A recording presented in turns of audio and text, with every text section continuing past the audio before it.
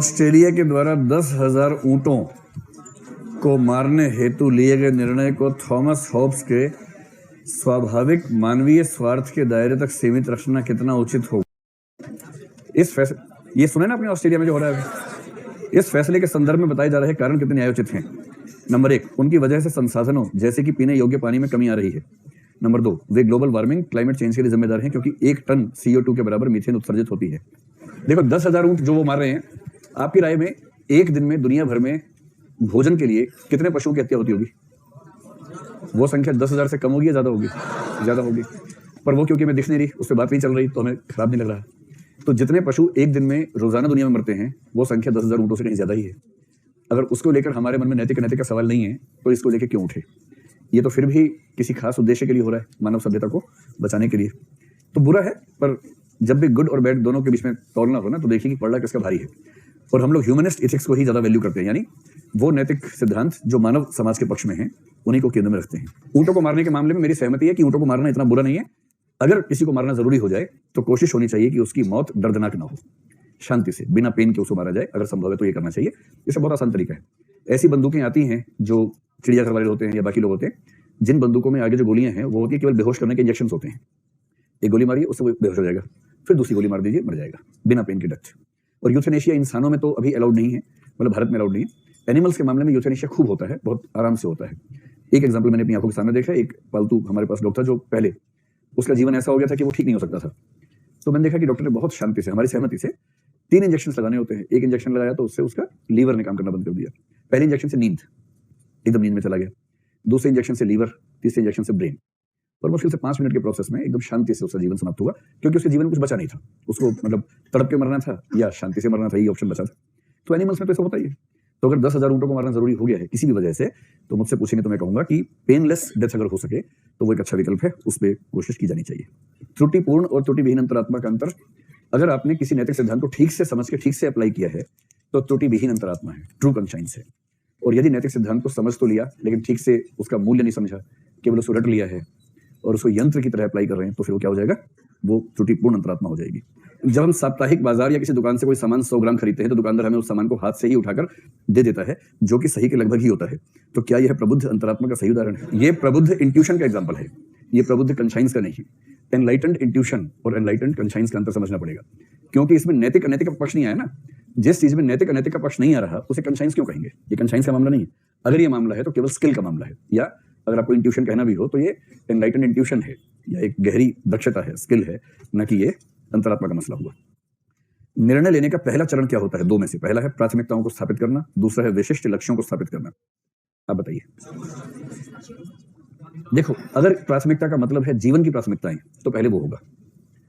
और अगर प्राथमिकता का मतलब है कि लक्ष्य तय होने के बाद पहले क्या करना चाहिए, बाद में क्या करना चाहिए, तो फिर वो बाद में होगा। लेकिन आप ये बताएं कि आपने IAS का एग्जाम देने का निर्णय पहले लिया, या जीवन में एक सम्मान और ताकत का पद चाहिए, ये निर्णय पहले आपके मन में हुआ? तो पहले तो ये हुआ ना कि सम्मान हो, ताकत हो और अच्छा नाम हो, शोहरत हो। फिर आपने सोचा कि ये सारी चीजें कैसे मिलेंगी, तो विभिन्न विकल्पों में से आपको IAS का विकल्प बेहतर लगा, तो आपने वो चुन लिया। तो पहले जीवन की प्राथमिकताएं तय होंगी, फिर उन प्राथमिकताओं के आधार पर विशिष्ट लक्ष्य तय होगा कि हमें इनमें से क्या करना चाहिए। एम्पैथी और सिंपैथी को लेकर बहुत बच्चे परेशान हैं, मुझसे रोज 1-2 पूछ लेते हैं, फिर आपको याद दिला रहा हूं, ध्यान से समझ लो।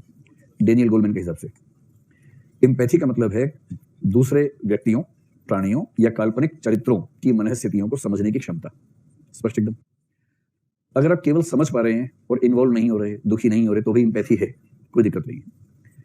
अब एम्पैथी के 2 स्तर हो सकते हैं। पहला स्तर हो सकता है कि आप दूसरे व्यक्ति, प्राणी या काल्पनिक चरित्र की मनःस्थिति को समझ रहे हैं किंतु इमोशनल नहीं हो रहे। और दूसरी स्थिति है कि आप समझने के साथ साथ इमोशनल भी हो रहे हैं।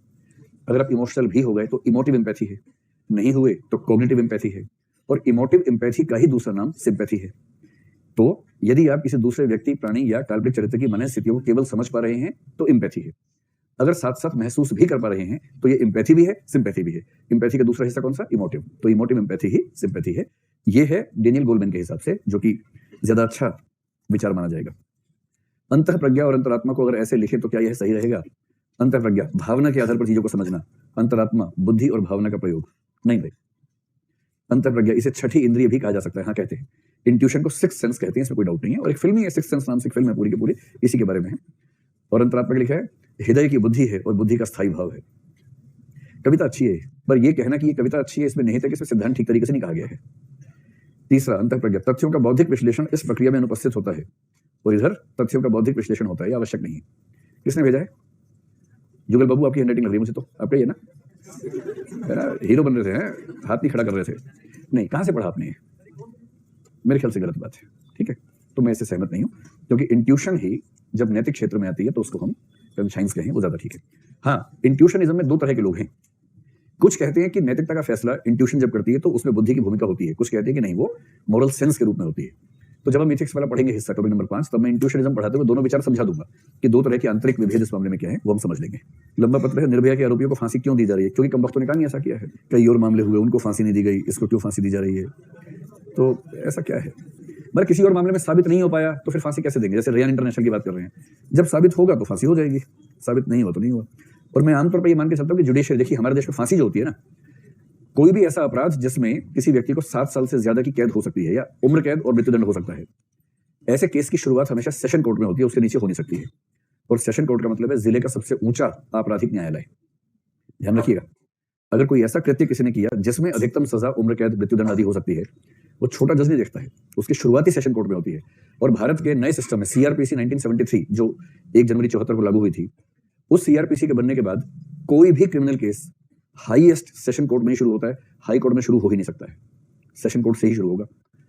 आपने वो फिल्म देखी है जो नानावती केस पे फिल्म आई थी कुछ दिन पहले, रुस्तम? हाँ, रुस्तम।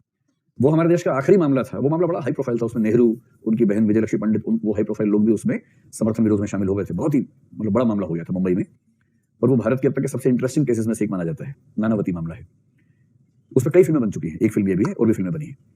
तो नानावती केस आखिरी केस था जिसमें 9 जजेस की बेंच ने फैसला किया था प्राइमरी स्टेज में। उस केस के बाद यह तय हुआ था कि अब से क्रिमिनल मामलों में एक तो जूरी नहीं बैठेगी, केवल जज बैठेंगे, और केवल एक जज बैठेगा, और वो भी हाईएस्ट जज, सेशन कोर्ट का जज, यानी सेशन जज होगा, उसके ऊपर नहीं होगा। मृत्युदंड अगर दे दे कोई जज और व्यक्ति कहे कि मुझे अपील करनी ही नहीं है, ध्यान रखना है, भारत में अगर सेशन जज ने कहा कि इस व्यक्ति को मृत्युदंड दिया जाए और पेन तोड़ दिया उसके बाद, और जिसको मृत्युदंड मिलना है उससे पूछा कि भाई अपील करना चाहते हो, वो कहे कि अपील नहीं करनी, मुझे मरना है, तो भी अनिवार्य है कि राज्य उसकी ओर से अपील करेगा हाईकोर्ट में। हाईकोर्ट में अपील की सुनवाई के बिना उस व्यक्ति को फांसी पर टांग ही नहीं सकते हैं, ये नियम है। हाईकोर्ट की अपील अगर खारिज हो जाए तो सुप्रीम कोर्ट में अपील करनी है या नहीं, ये चॉइस का मामला। इसमें एक कंडीशन है कि हाईकोर्ट इस चीज की परमिशन देगी, आप सुप्रीम कोर्ट जा सकते हैं। और भारत के हर हाईकोर्ट में परंपरा चल रही है कि अगर किसी को मृत्युदंड दिया है तो साथ में ही सर्टिफिकेट देते हैं कि आप सुप्रीम कोर्ट जा सकते हैं। और भारत में हर ऐसा व्यक्ति जिसको फांसी मिलती है उसको आमतौर पर राइट मिलता ही है कि वो सुप्रीम कोर्ट जाए, फिर सुप्रीम कोर्ट चेक करता है। हाईकोर्ट सुप्रीम कोर्ट में आमतौर पर गवाहियां नहीं होती हैं, वो फिल्मों में होती है केवल। सुप्रीम कोर्ट, हाईकोर्ट केवल डॉक्यूमेंट्स पे काम करते हैं, गवाहियों पे काम नहीं करते, डॉक्यूमेंट्स देखते हैं, उसके बेस पर बात करते हैं। जब सुप्रीम कोर्ट जजमेंट देता है, सुप्रीम कोर्ट के जजमेंट के बाद उस व्यक्ति के पास फिर एक चॉइस है रिव्यू पिटीशन की। रिव्यू पिटीशन के बाद उसके पास चॉइस है क्यूरेटिव पिटीशन की। क्यूरेटिव पिटीशन के पास चॉइस है राष्ट्रपति के पास जाने की। और जब ये सारे के सारे प्लेटफॉर्म खत्म होते हैं उसके बाद उसको फांसी होती है। और इसलिए भारत में अगर किसी को फांसी हो रही है तो 1000 या 1 लाख में एक आध मामले में त्रुटि हो जाए तो कहना मुश्किल है, वरना भारत में त्रुटि का स्कोप बहुत कम है। फांसी पे टांगने से पहले हम इतने किंतु परंतु लगा रखे हैं कि 10 अपराधी छूट भले जाएं, लेकिन कोई निर्दोष फांसी पे टंगेगा इसकी संभावना नहीं के बराबर है भारत में, और वो ठीक भी है, होना भी ऐसा ही चाहिए, उस मामले में ठीक है। हाँ भाई, हाँ, क्यूरेटिव पिटीशन अगर आपने राष्ट्रपति के बाद की तो उसके बाद आ जाएगी, पहले भी कर सकते हैं। क्यूरेटिव पिटीशन का मतलब सिर्फ इतना है कि जब रिव्यू पिटीशन फेल हो जाए उसके बाद किसी सीनियर लॉयर, सुप्रीम कोर्ट में कुछ लॉयर्स को सीनियर लॉयर की तरह से डेजिग्नेट करते हैं, किसी सीनियर लॉयर के सर्टिफिकेट के बेस पर अगर वो कह दे कि जजमेंट में कुछ फॉल्ट है, उस सर्टिफिकेट के बेस पे वो पिटीशन जाती है, और तब उस बेंच में जो लोग शामिल थे वो प्लस सुप्रीम कोर्ट के 3 सीनियर मोस्ट जजेस, इनका पैनल बनता है, वो फिर से उस पर विचार करता है कि फैसला गलत तो नहीं हो गया। ऐसा फैसले बहुत रेयर होते हैं। आज से करीब 10 साल पहले एक बच्चा था जिसको फांसी मिलने वाली थी, उसने क्यूरेटिव पिटीशन लगाई जिसमें ये उसने साबित, जो ये लड़का कर रहा है अक्षय, कि जब मैंने कृत्य किया उस समय मैं नाबालिग था।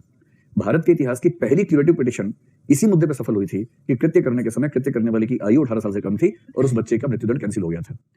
और क्यूरेटिव पिटीशन कहीं लिखा नहीं है, ना संविधान, ना कोई एक्ट, ना सुप्रीम कोर्ट के रूल्स में लिखा है, ना एडवोकेट्स एक्ट में लिखा है। ये सुप्रीम कोर्ट का नवाचार है, एक इनोवेशन है जो उसने, बाकी रिव्यू पिटीशन वगैरह उसके रूल्स में लिखे हुए हैं, ये उसका नवाचार है, इनोवेशन है। अब कॉन्शियस को लेकर 2-3 बातें, क्योंकि इस बार जो प्रश्न आए थे यूपीएससी में ना, उसमें कुछ मौलिक 2 प्रश्न आ गए हैं, तो एक 2 छोटी सी बातें और करके फिर आगे बढ़ेंगे। पहले तो ये बताइए कि कॉन्शियस और लॉ यानी कि कानून, हमने लॉ, रूल्स, रेगुलेशंस का अंतर समझ लिया था, तो मैंने आपसे ये भी कहा था कि रूल्स और रेगुलेशंस अंततः कानून का ही हिस्सा है, उससे अलग चीज नहीं है। अगर कोई आपसे पूछे कि कॉन्शियस और लॉ, इनमें क्या अंतर है, कॉन्शियस के साथ लॉ पूछे, चाहे रूल्स पूछे, चाहे रेगुलेशंस पूछे, क्योंकि ये भी अंततः कानून का ही हिस्सा है, इसमें कोई भेद नहीं है। तो आपको 2-4 अंतर बता देने चाहिए। ये वही अंतर होगा एग्जैक्टली जो कानून और नैतिकता का अंतर था। जो एक समय पहले हमने पढ़ा था, प्राचीन काल की बात है, उस समय हम लोगों ने उसको पढ़ा था। तो सबसे पहले ये बताएं कि कंसाइंस और लॉ में कौन सी चीज बाहर से नियंत्रित करती है, कौन सी भीतर से? तो लिखो भीतर से नियंत्रण और इसमें लिखिए बाहर से नियंत्रण। एक तो ये है नियंत्रण भीतर से और बाहर से। दूसरा, हम कानून का पालन इसलिए करते हैं कि हम बहुत नैतिक हैं, या उसमें दंड का भय ठीक ठाक काम करता है, दंड का भय। और कंसाइंस का पालन क्यों करते हैं? क्योंकि यदि वो नहीं करेंगे तो हमारे मन में पाप बोध या अपराध बोध पैदा हो जाएगा, और ये जो पाप बोध या अपराध बोध है ना, ये बहुत बुरी चीज होती है। इसी को यूपीएससी ने इस बार एक सवाल पूछा और कहा क्राइसिस ऑफ कंसाइंस क्या होता है, जो कुछ हद तक इसी के नजदीक है। एक और शब्द लिखिए, क्राइसिस ऑफ कंसाइंस। अगर हम अपनी अंतरात्मा के अनुसार काम नहीं करेंगे तो रिजल्ट है कि गिल्ट फीलिंग पैदा होगी, क्राइसिस ऑफ कंसाइंस हो जाएगा। जबकि यहां आमतौर पर दंड का भय होता है कि इतनी सर्दी में जब गच पड़ेगा तो बहुत दर्द होगा। इस तरह का भाव अगर मन में आए तो इसका मतलब आप दंड के भय से नैतिक व्यवहार कर रहे हैं। और यदि यह है कि यार मन को कैसे समझाएंगे, बहुत अंदर से आत्मा आलोचना होगी, इसका मतलब कंसाइंस की वजह से कर रहे हैं। किसी किसी केस में ऐसा हो सकता है यानी कि दोनों चीजें काम कर रही हूं। अगर दोनों काम कर सकती, गोला कैसा बनेगा? गोले के अंदर गोला, ऐसे सोच लो, या ऐसे वाला बनेगा? इनमें से कौन सा ज्यादा ब्यूटीफुल लग रहा है आप लोगों को, है ना? भाई सुंदर तो ये वाला लग रहा है ना, तो आप इसी को ठीक मान लो। हाँ ठीक तो ये भी है, नहीं नंबर बराबर नहीं मिलेंगे, क्योंकि परीक्षक जो नंबर देता है ना, सौंदर्य बोध भी काम करता है उसमें। थोड़ा सा हो सकता है कि ठीक तो बनाया पर मजा नहीं आया, तो आधा नंबर मजे का काट लिया, तो ये हो गया। इसका मतलब कंसाइंस हो गया, इधर लॉ हो गया, और बीच के जो एरिया है उसमें दोनों चीजें साथ साथ आ जाएंगी। अब ये बताइए कि कंसाइंस और लॉ में किसमें ऑब्जेक्टिविटी ज्यादा है, किसमें सब्जेक्टिविटी ज्यादा है? लॉ में ऑब्जेक्टिविटी है, मतलब एक क्षेत्र विशेष के भीतर की बात कर रहे हैं। लॉ में भी सब्जेक्टिविटी है, भारत के कानून अलग, पाकिस्तान का अलग, अमेरिका का अलग। लेकिन एक देश विशेष में या राज्य विशेष के अंदर बात करेंगे तो कानून में ऑब्जेक्टिविटी ज्यादा रहती है, क्योंकि जो है साफ साफ लिखा होता है। कंसाइंस में बड़ी सब्जेक्टिविटी है, सब्जेक्टिविटी। मुख्य रूप से यही दो तीन अंतर होते हैं, इसी से आप काम चला सकते हैं। अगर भौगोलिक क्षेत्रफल की बात करें तो कानून एक देश विशेष या राज्य विशेष तक ही सीमित होता है, पर कंसाइंस के नियम एक देश तक सीमित हैं या सार्वभौमिक हो सकते हैं, यूनिवर्सल होते हैं। तो आप कह सकते हैं कि कंसाइंस के नियम अपनी नेचर में यूनिवर्सल हैं। जो काम आपको यहां गलत करते हुए गलत लगेगा वो कहीं भी गलत लगेगा, पर जब आप क्राइम की भाषा में बात करेंगे तो हो सकता है कि एक काम यहां गलत लगे, कहीं और आपको वो ठीक लगे, क्योंकि वहां वो लीगली अप्रूव्ड है। तो इसको क्या बोले यूनिवर्सल के बदले? स्पेशियल। यूनिवर्सल का ठीक विपरीत शब्द है पैरोकियल। पैरोकियल का मतलब एक सीमित क्षेत्र तक सीमित, एक सीमित क्षेत्र में जिसका दायरा विद्यमान हो उसको बोलते हैं पैरोकियल। ठीक है,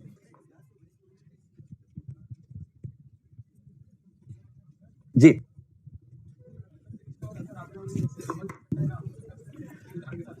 सोचा नहीं मैंने इस बारे में, लेकिन सोच सकते हैं। इनका प्रश्न है कि सत्यनिष्ठा और अंतरात्मा में संबंध हो सकता है नहीं हो सकता है? होगा ही, बहुत गहरा होगा। जो व्यक्ति अपनी अंतरात्मा के अनुसार सामान्यतः व्यवहार करेगा वो आमतौर पर सत्यनिष्ठ होगा ही होगा, क्योंकि सत्यनिष्ठ होने की शर्त है कि जिस समय कोई आपको न देख रहा हो उस समय भी आपका व्यवहार नैतिक हो, और जिस समय कानून का भय नहीं है उस समय आपको नैतिक एक ही शक्ति बना सकती है, और वो है आत्मा, अंतरात्मा। ठीक, इसलिए अंतरात्मा वाले व्यक्ति में सत्यनिष्ठता या सत्यनिष्ठा के ज्यादा होने की गुंजाइश हमेशा रहेगी। साफ एकदम। चलिए, इस बार जो यूपीएससी ने सवाल पूछा, एक सवाल पूछा, what is voice of conscience?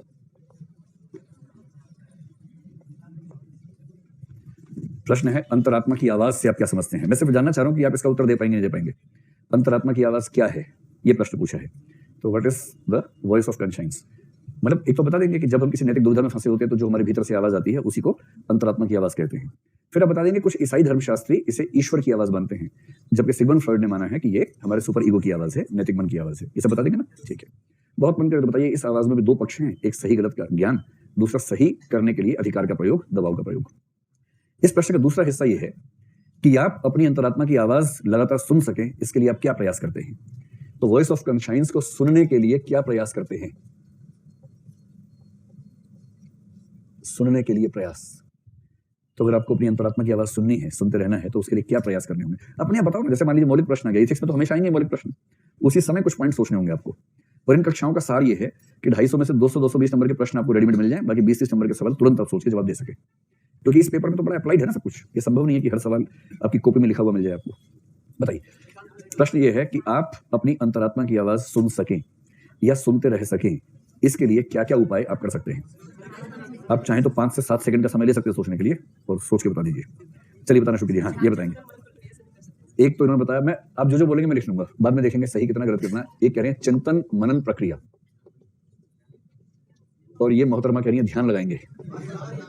ध्यान को क्या बोलते हैं अंग्रेजी में? मेडिकेशन, मेडिटेशन हो गया। चलिए, और क्या करेंगे? अच्छा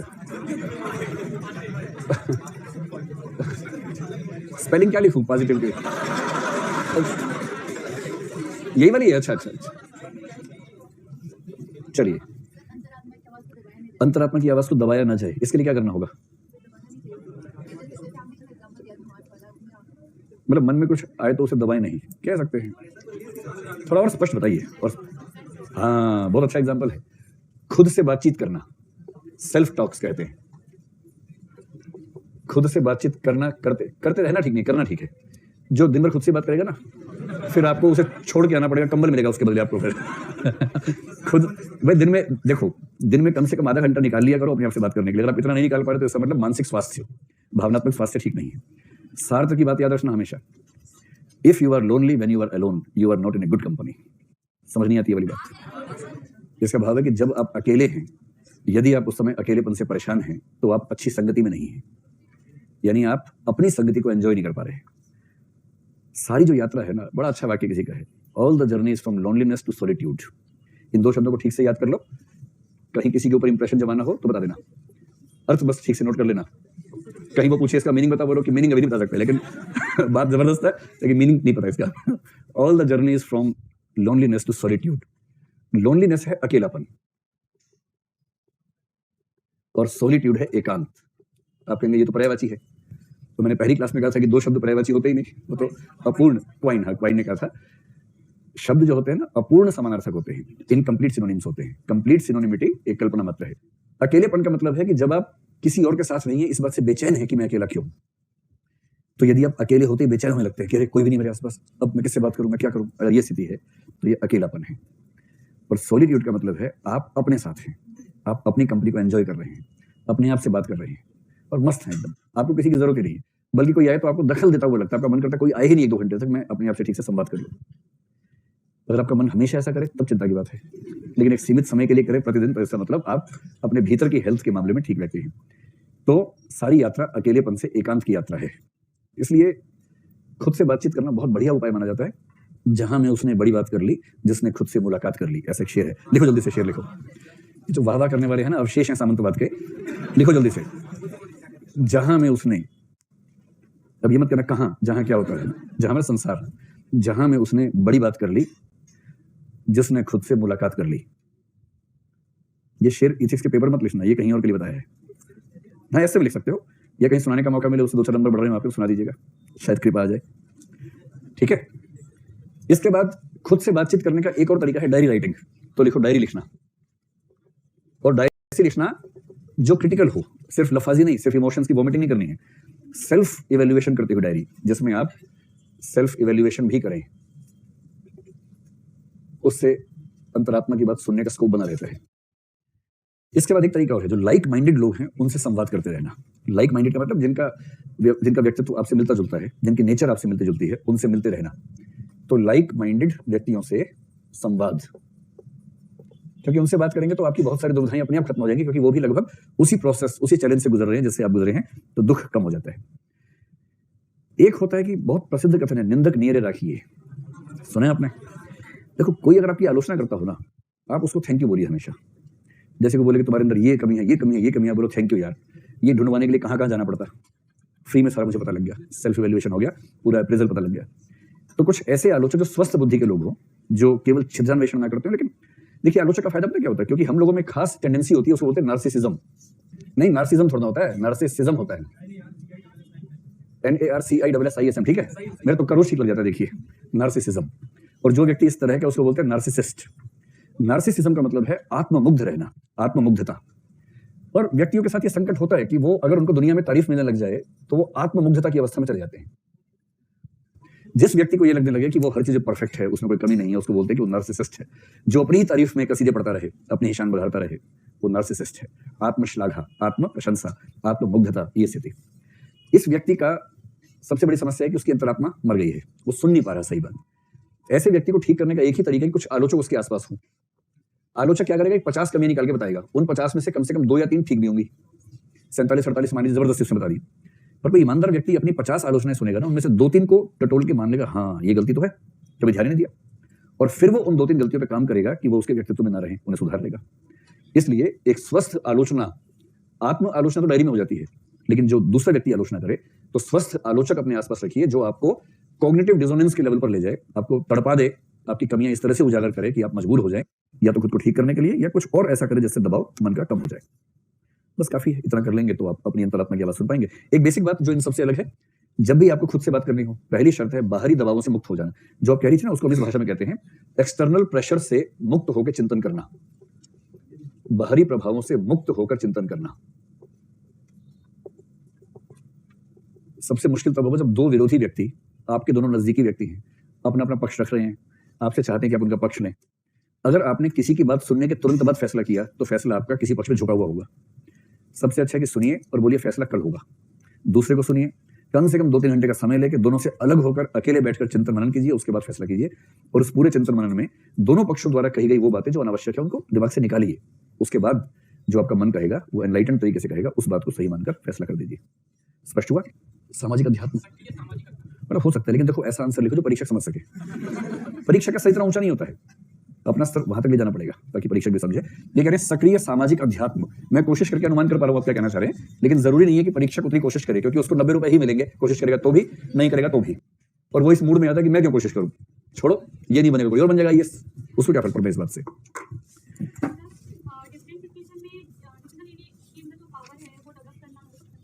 हाँ हो सकता है, कह सकते हैं कठिन परिस्थितियों में निर्णय लेने की क्षमता का विकास करना, ये भी बिंदु हो सकता है।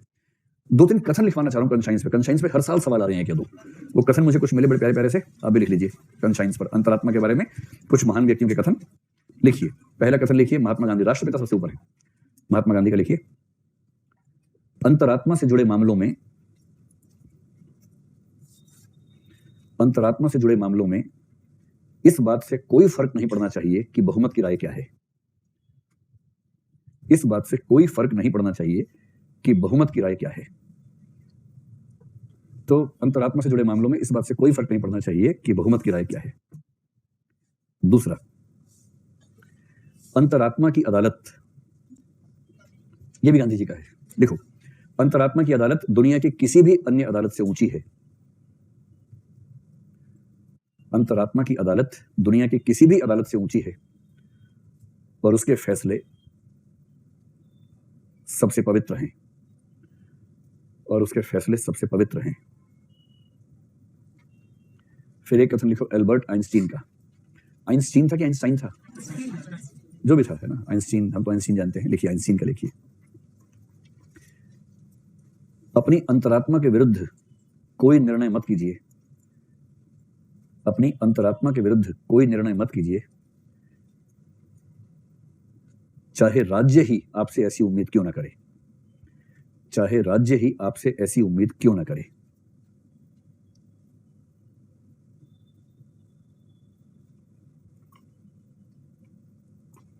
अगला कथन है मार्टिन लूथर किंग जूनियर का। व्यक्ति के जीवन में कभी कभी ऐसा समय आता है, व्यक्ति के जीवन में कभी कभी ऐसा समय आता है जब उसे ऐसा फैसला करना चाहिए जो न सुरक्षित हो, कौमा, न राजनीतिक रूप से ठीक हो,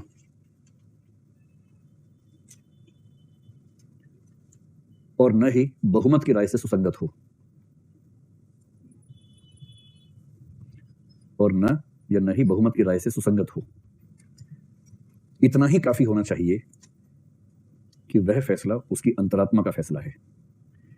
इतना ही पर्याप्त होना चाहिए कि वह फैसला उसकी अंतरात्मा का फैसला है।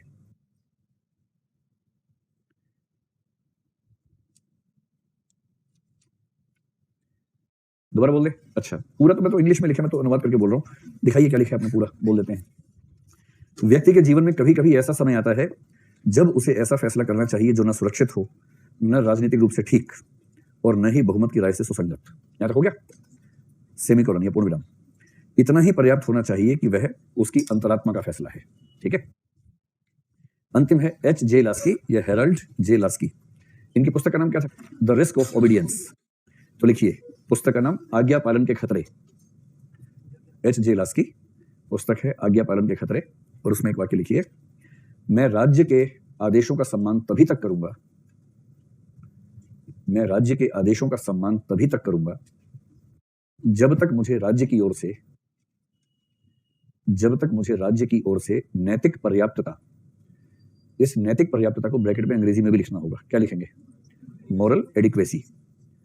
जब तक मुझे राज्य की ओर से नैतिक पर्याप्तता, मॉरल एडिक्वेसी उपलब्ध होगी या मिलती रहेगी। इन सब कथनों का प्रयोग करेंगे ना, एक कथन का उससे थोड़ा फर्क पड़ता है, 1-2 नंबर बढ़ जाते हैं आपके आंसर में। ठीक है। अब एक शब्द जो इस बार यूपीएससी ने पूछा है, एक बार पहले भी पूछा था, वो है क्राइसिस ऑफ कंसाइंस। इसको हिंदी में बोलेंगे अंतरात्मा का संकट, हालांकि यूपीएससी ने अनुवाद किया विवेक का संकट, तो हम तो इसको अंतरात्मा का संकट ही कहेंगे।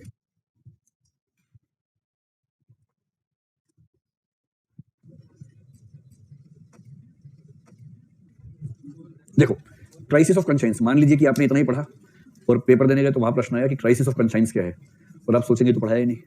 फिर 2 विकल्प हैं, एक मेरा नाम सोची गालियां दे वहां पर, दूसरा दिमाग का प्रयोग ऐसे ना करके किसी और तरीके से करें और सोचे इसका मतलब क्या हो सकता है ना। इनमें से कौन सा तरीका आपके ज्यादा अच्छा रहेगा उसमें? सेकंड, क्योंकि पहले में आपका सिलेक्शन होने की संभावना बढ़ तो नहीं रही है, दूसरे में फिर भी बढ़ रही है, बढ़ जाएगी, सिलेक्शन होगा तो बदला भी ठीक से ले पाएंगे, ऐसे तो बदला भी नहीं ले पाएंगे ठीक से। तो उस समय तुरंत सोचना है कि इसका क्या मतलब हो सकता है। कंसाइंस आपको पता है, मजे की बात क्या है, 3 में से एक शब्द आप जानते हैं कंसाइंस, ऑफ भी जानते हैं, मजा आ गया। तो अंतरात्मा भी पता है, का भी पता है, अच्छा संकट भी वैसे पता है आपको क्या होता है, तो जोड़ लो ना आपस में। अंतरात्मा कब कब संकट में आ सकती है? देखो, एक तो आ सकती है, हम जीवन में कुछ गलतियां करते ही हैं, तो देखो हमारी जो अंतरात्मा है, आपको बताना है, एक तो गलती करने से पहले की स्थिति है, एक होती है गलती करने के बाद की स्थिति। अंतरात्मा के सामने संकट गलती करने से पहले आता है, बाद में आता है, या दोनों में आ सकता है? दोनों में आ सकता है ना। एक है गलती करने से पहले अंतरात्मा रोकना चाह रही है, दूसरा गलती हो गई, रोक नहीं पाई, तो उसके बाद उस तरह का दुख हो सकता है, उस तरह की दुविधा हो सकती है। जैसे 5 रिट्स आप पढ़ते होंगे ना, उसमें एक है सर्शरी, उसको हिंदी में क्या बोलते हैं? उत्प्रेषण बोलते हैं। अच्छा, एक प्रोहिबिशन है, प्रतिषेध है। तो जब मैं बच्चों को समझाता था कि इन दोनों में क्या अंतर है, तो मैंने कहा प्रोहिबिशन को मत समझो, सर्शरी को समझ लो। सर्शरी धत तेरे की, सर्शरी धत तेरे की। तो ये बताओ कि धत तेरे की कब बोलते हैं, गलती होने के बाद या पहले? पहले बोलते हैं। जब गलती हो जाती है हम क्या बोलते हैं? धत तेरे की, गलती हो गई। तो किसी जुडिशियल ऑफिसर से गलत फैसला हो जाए तो सर्शरी, गलत फैसला होने वाला हो तो प्रोहिबिशन। सो सिंपल, 2 रिट्स हैं। ऐसी अंतरात्मा गलती होने से पहले भी काम कर सकती है, गलती होने के बाद भी काम कर सकती है। अंतरात्मा का संकट 2 ही प्रकार का है। अब इसको आप डिफाइन कर लीजिए। पहला संकट क्या हो सकता है? अंतरात्मा की यह बेचैनी कि उस व्यक्ति ने कोई ऐसा कृत्य कर दिया जो दरअसल उसकी निगाह में बहुत गलत कृत्य है। तो कोई गलत कृत्य कर देने के बाद होने वाली बेचैनी,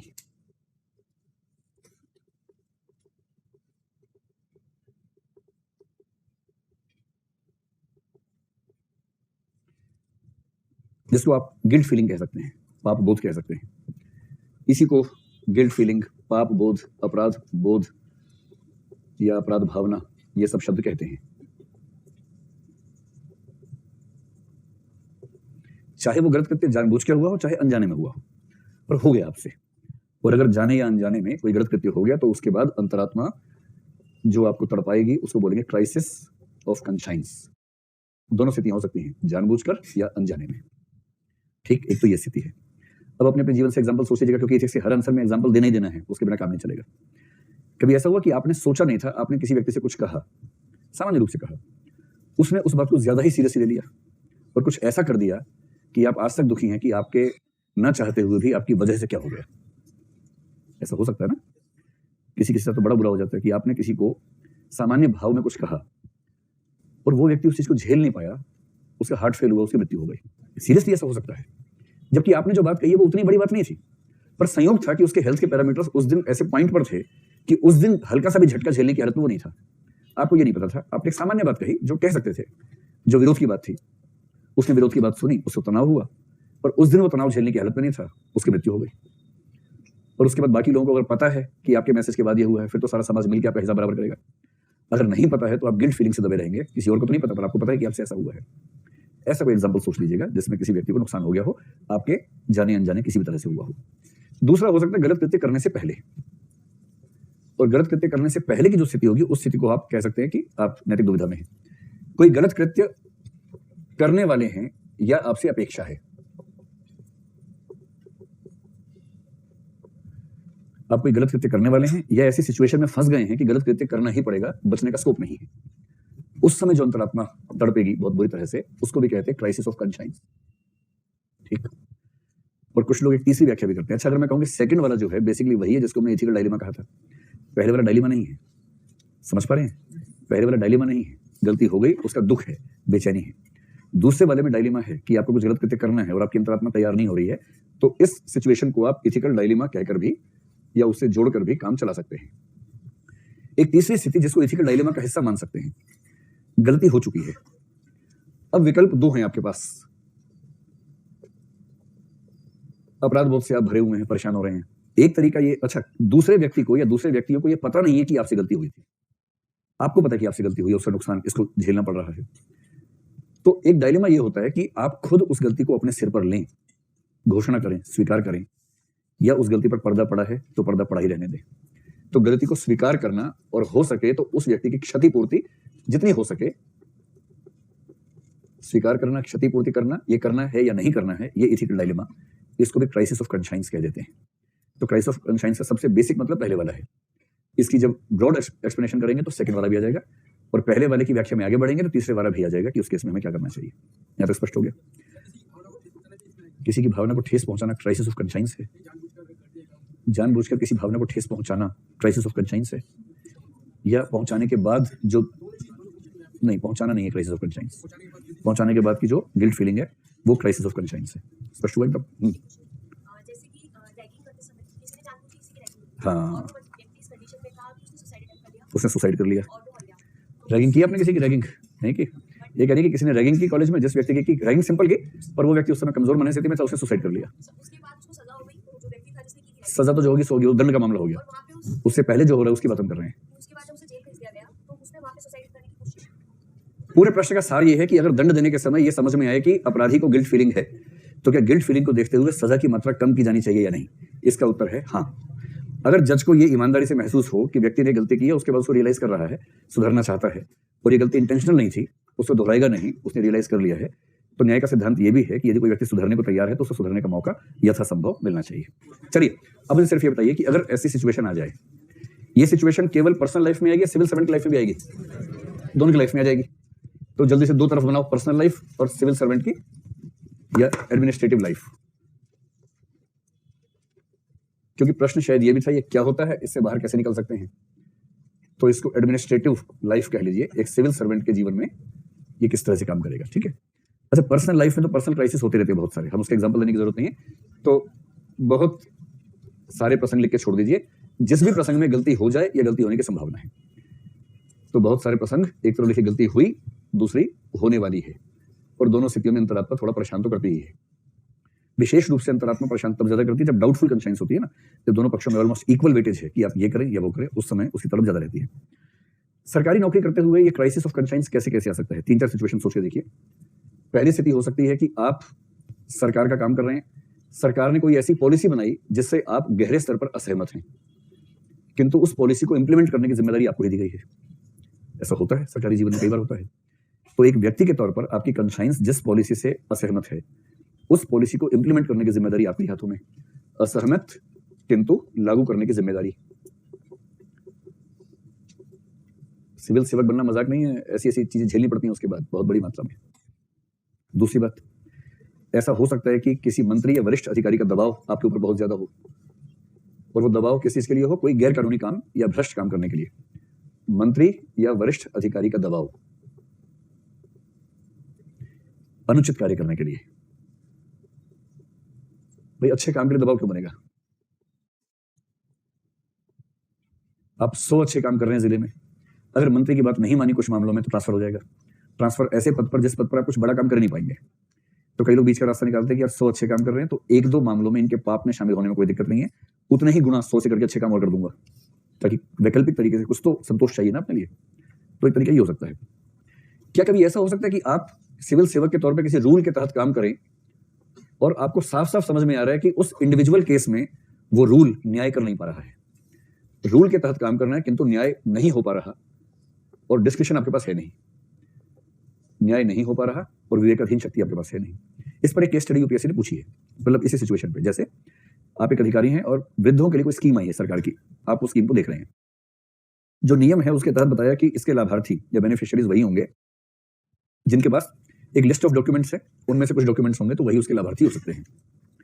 एक बूढ़ी महिला आपके पास आई, बहुत बूढ़ी महिला, विधवा है, बच्चे भी नहीं है, अकेली रहती है और उसके जीवन में वो हर संकट है जिसकी कल्पना हम कर सकते हैं। वो इतनी पिछड़ी है, इतनी गरीब है कि उसके पास वो डॉक्यूमेंट्स भी नहीं है जो डॉक्यूमेंट्स होने चाहिए। उन डॉक्यूमेंट्स के बिना वो स्कीम का लाभ मिलेगा नहीं, डॉक्यूमेंट्स उसके पास है नहीं। आपको साफ साफ समझ में आ रहा है कि ये रूल जो इसलिए बनाया गया था कि सही लाभार्थियों की पहचान की जा सके, वही रूल सही लाभार्थी को लाभ देने में बाधक बन गया है। और उसके बाद सवाल है कि आपके पास क्या क्या विकल्प हैं, ऐसी स्थिति में आप क्या करेंगे, क्या स्टेप लेंगे। तो क्या करेंगे तो बाद में देखेंगे, पर क्राइसिस ऑफ कंसाइंस इस बिंदु पर समझ में आ रहा है आप लोगों को क्या होता है कि रूल मानना आपकी बाध्यता है, डिस्क्रिप्शन है नहीं। डिस्क्रिप्शन में कितने लिखी है, इन तीन में से कोई एक डॉक्यूमेंट, इन तीन में से कोई एक, इन तीन में से कोई एक, उसके पास 9 में से एक भी नहीं है। और आपको समझ में आ रहा है कि इससे ज्यादा अच्छा कोई लाभार्थी हो नहीं सकता इस स्कीम का, लेकिन वो उसके अंदर शामिल हो नहीं पा रही है, क्या करेंगे। ये है क्राइसिस ऑफ कंसाइंस। एक चौथा होता है कलीग्स का प्रेशर, ये जो आपके समकक्ष हैं उनका प्रेशर, समकक्षों का दबाव। भाई आशीष खेमका, ये नाम है ना उनका, या अशोक खेमका है, बाकी सब बातें अपनी जगह हैं, व्यावहारिक हैं, नहीं है, अव्यावहारिक हैं, वो सब अपनी जगह है। लेकिन कंसाइंस किसी की जागृत देखनी हो ना तो वैसा एग्जाम्पल आपको दिखेगा नहीं। अब सरकार ने उसको दूर करने के लिए स्पोर्ट्स विभाग में सचिव बना के भेज दिया कि चुपचाप खेल देखता रहे, कबड्डी खेल, जूडो खेलो, वो सब देखो कि कबड्डी खेलने वाले ठीक रहें, जूडो खेलने वाले खुश रहें। स्पोर्ट्स में करप्शन तुलनात्मक रूप से बहुत कम होता है, तो ज्यादा करप्ट डिपार्टमेंट्स उन अधिकारियों को दिए जो करप्ट लोग हैं ताकि आराम से मैनेज कर लें, और जहां कम करप्शन है वहां उसको भेज दिया कि तुम स्पोर्ट्स संभालो। अब उसने फिर धमाका कर दिया। एक वरिष्ठ आईएएस अधिकारी ने अपने बेटे का स्पोर्ट्स सर्टिफिकेट बनवाया ताकि उसके कोटे से एडमिशन मिल जाए उस बच्चे को कहीं। ये स्पोर्ट्स सेक्रेटरी है, इसने मंगवा लिया सर्टिफिकेट और ओपन स्टेटमेंट दे दी कि ये सर्टिफिकेट नकली है।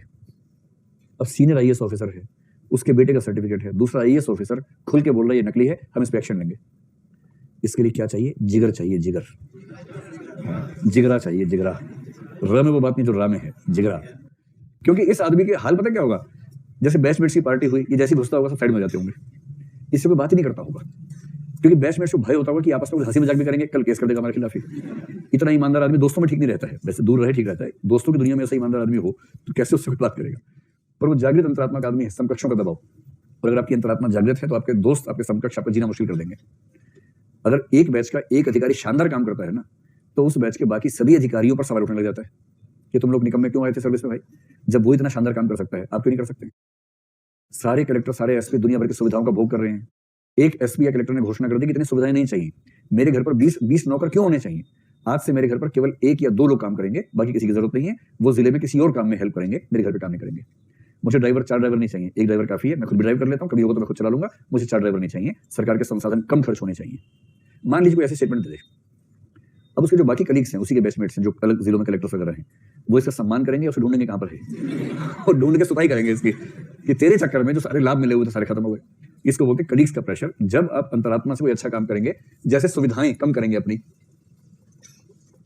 और सुविधाएं इतनी ज्यादा हैं कि शर्म आती है देख के, कई बार इतनी सुविधाएं हैं। जब आप डीआईजी या कमिश्नर रैंक पे जाएंगे तो अजीब हाल हो जाएगा कि आप घर में कुछ खास काम नहीं होता, उस लेवल पे हल्का फुल्का काम होता है। 15-20 लोग स्टाफ में घर में घुसे हुए हैं हमेशा। तो एक आदमी क्या कर रहा है, मुझे एक डीआईजी ने बताया कि वो सुबह से शाम तक काम करता है पुलिस में, जूता साफ करता रहता है, एक कपड़ा लेके जूता हाथ में लेके साफ किया जा रहा है, चमका रहा है उसको, बस दिन भर ये काम कर रहा है। अब उसने कहा मेरा मन करता है कि प्रशासन को बोलने की जरूरत नहीं है, वो दयनीय सा चेहरा बना रहता है कि मेरे बच्चों का क्या होगा, कम से कम नौकरी मिली हुई है मुझे, चलने दीजिए मुझे। तो सुविधाएं इतनी ज्यादा है कि शर्मिंदगी होनी चाहिए वहां जाके। इतनी सुविधाएं एक अधिकारी को मिलने का मतलब है कि वितरण का न्याय नहीं हो पा रहा। जो सुविधाएं जनता को मिलनी चाहिए वो छीन के अधिकारियों को ज्यादा मिल रही हैं। और यदि आपने कहा कि सुविधाएं कम कीजिए हमारी, फिर देखिए क्रांति हो जाएगी। जैसे जेएनयू में क्रांति होनी चाहिए, मैं जेएनयू के दोस्तों से बार बार कहता हूँ, वो हर चीज में कहते हैं कि भाई बराबरी होनी चाहिए, देश में बराबरी हो, गरीबी है, ये है, वो है। तो मैं उनसे पूछता हूँ, मेरे जो दोस्त प्रोफेसर वगैरह वहां पर हैं, मैं उनसे पूछता हूँ कि जेएनयू या डीयू के वामपंथी प्रोफेसर्स ने आज तक एक बार भी ये नहीं कहा कि देश के सामान्य व्यक्ति के वेतन से हमारा वेतन बहुत ज्यादा है, उस वेतन को कम किया जाए ताकि वेतन का थोड़ा सा न्याय हो सके। ऐसा एक बार भी नहीं कहा। अगर आप समानता की बात ना करें, कंपटीशन की बात करें, प्रतिस्पर्धा, लाभ, आगे बढ़ना, पूंजीवाद, वो सब बातें करें, फिर तो अलग बात है। अगर आप कहते समानता, तो ये ठीक है कि हम ये नहीं कह रहे कि आप गरीब होने का प्रयास करने लगेंगे, लेकिन आप ये कह सकते हैं कि दिल्ली विश्वविद्यालय या जेएनयू के प्रोफेसर को मिलने वाली सुविधाएं किसी भी सामान्य भारतीय नागरिक की तुलना में बहुत ज्यादा है। आप एक बार ये प्रस्ताव तो रखिए कि कम कर दो भाई, दिल्ली में घर इतना महंगा आता है, कई प्रोफेसर के घर बहुत बड़े इलाके में बड़े बंगले बने हुए हैं, 1 मंजिल का बंगला है। आप अपनी ओर से ये क्यों नहीं कहते कि इस बंगले को गिरा के 10 मंजिल का बनाइए बिल्डिंग, ताकि 20-30 लोग रह लें, कुछ दबाव कम हो जाएगा शहर के ऊपर। ये क्यों नहीं कहते? जब थॉमस हॉब्स अंत में कार्ल मार्क्स के ऊपर चढ़ जाता है थॉमस हॉब्स, और मार्क्स चित लेट जाता है ऐसे करके, बेशक आदमी मार्क्सवादी है, क्योंकि थॉमस हॉब्स अंत में भारी पड़ जाता है।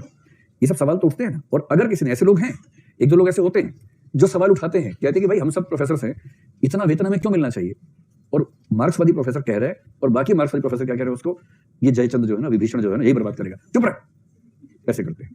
जैन के लोग अच्छी बात करते हैं कि शिक्षा में राज्य की ओर से संसाधन मिलने चाहिए, बुरी बात नहीं है। आप उनसे सिर्फ इतना पूछिए कि ठीक है, शिक्षा में संसाधन मिलने चाहिए, सुविधाएं मिलनी चाहिए, बच्चों को मिलना चाहिए, समझ में आ रहा है। लेकिन जब तक ना मिले तब तक के लिए क्या ये प्रपोजल आप मानेंगे कि जितना खर्चा जेएनयू के प्रत्येक बच्चे पे होता है, क्योंकि उतना खर्चा देश के बाकी विश्वविद्यालयों में प्रत्येक बच्चे पे नहीं हो पा रहा है, तो देश के सारे विश्वविद्यालयों पे होने वाले खर्च को सारे बच्चों पर इक्वली डिस्ट्रीब्यूट कर देते हैं तब तक के लिए?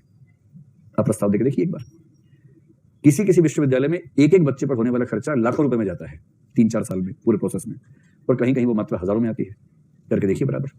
पर वहां क्या बोलेंगे, नहीं ये गलत बात है, हम चाहते हैं कि जितना खर्चा जेएनयू में होता है उतना हर विश्वविद्यालय में हो। आप कहेंगे ठीक है, होना चाहिए, पर जब तक नहीं हो रहा तब तक के लिए क्या करें?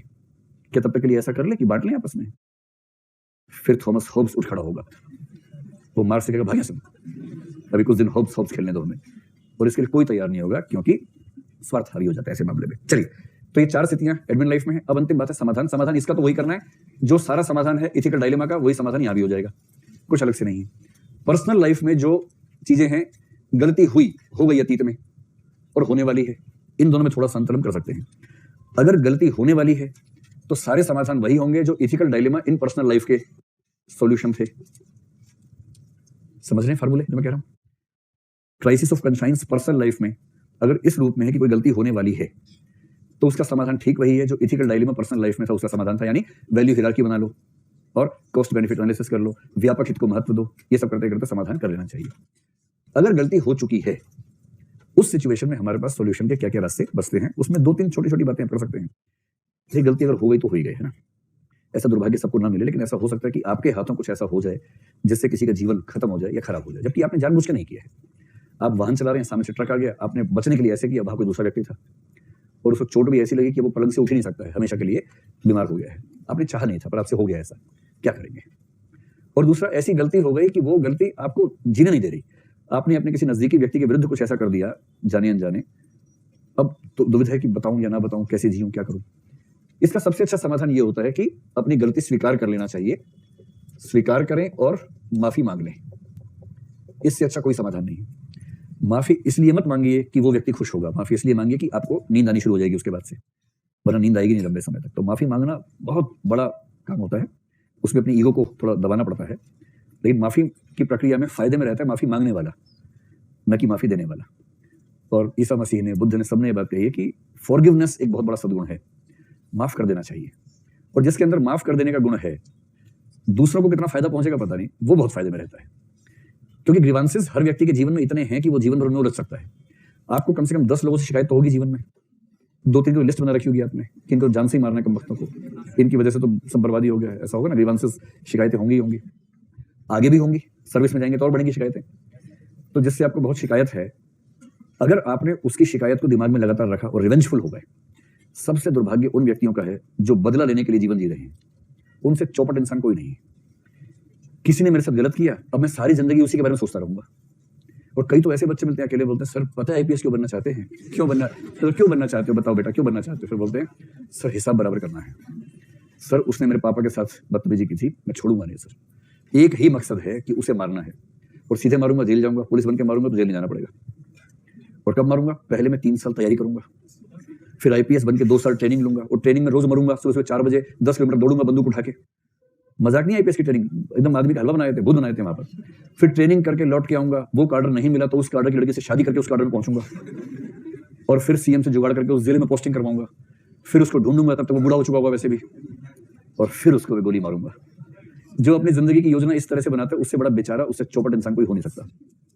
इसलिए सबसे दुर्भाग्यशाली लोग वो हैं जो किसी से बदला लेने के लिए जी रहे हैं, यानी उनके दिमाग में 24 घंटे वही व्यक्ति बैठा है जिससे मुक्त हो जाना चाहिए था। इसलिए कहते हैं कि माफ करना उसके फायदे में नहीं है जिसको माफ किया है, माफ करने का ज्यादा फायदा उसको मिलता है जो माफ कर रहा है, उसको बेनिफिट मिलता है। समझ गए भाई? तो अगर कभी गलती हो जाए जाने अनजाने में किसी व्यक्ति के प्रति आपसे, सबसे अच्छा समाधान है स्वीकार कर लीजिए, माफी मांग लीजिए। अगर वो शांत प्रकृति का है, कायदे का इंसान है, तो सामने बैठ के माफी मांग लीजिए। अगर बीपी हाई वाला इंसान है और आपको लग रहा है कि जैसे आप बताएंगे आपने किया वहीं शुरू हो जाएगा, तो मैसेज करके बताइए, सामने मत बताइए। मैसेज करके उसके 5-6 दिन के बाद मिलने जाइए, ताकि तब तक गुस्सा ठंडा हो जाए और बात करने का माहौल बन जाए। तो ये ध्यान रखना कि कम्युनिकेट कैसे करना है, उसके अपने तरीके होते हैं। अगर आप इसी जगह बोला कि मैं आज ही नोट्स पढ़ के आया हूँ, माफी चाहता हूँ, वो जो हुआ था ना बस मैंने ही किया था, मैं अच्छा तब से ढूंढ रहा हूँ, रुक जा बंदूक लाओ जरा अंदर में, और फिर आप कहीं क्लास करके गया था, कल से आया नहीं फिर क्लास में, तो ऐसा मत करना भाई, है ना। कम्युनिकेशन ठीक तरीके से करना है। चल दूसरा, अंतिम बात इसमें जोड़ सकते हैं। मान लीजिए कोई ऐसी गलती हो ही गई कि आप अपराध बोध से बाहर नहीं निकल पा रहे।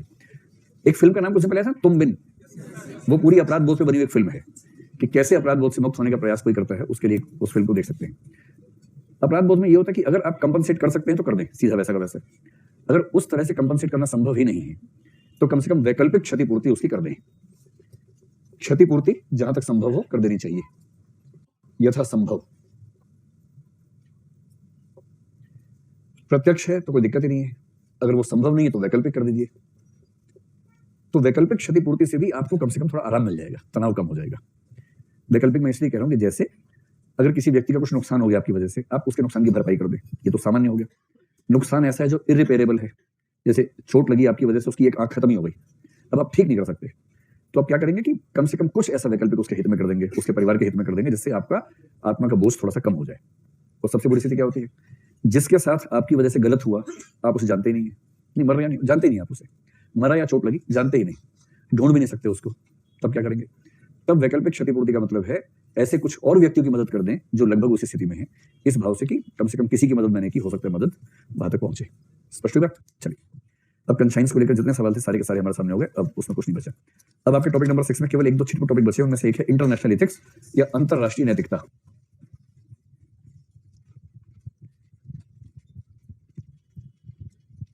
छठा टॉपिक आपके पूरे पाठ्यक्रम में सबसे महत्वपूर्ण है, 250 में से कम 150 नंबर का पेपर आपका इससे आने वाला है। मैं केस स्टडीज मिला के बोल रहा हूं, इतना महत्व इसका है। इंटरनेशनल एथिक्स, अंतरराष्ट्रीय नैतिकता। हाँ बोलो भाई। मतलब उसकी व्याख्या में ऐसा मिलता नहीं है, पर अगर आप इसकी व्याख्या ऐसा करेंगे तो कोई दिक्कत नहीं, कर भी सकते हैं। ये कह रहे हैं कि बाहरी दबावों की वजह से अंतरात्मा की आवाज को न सुन पाना, क्या इसे अंतरात्मा का संकट मान सकते हैं?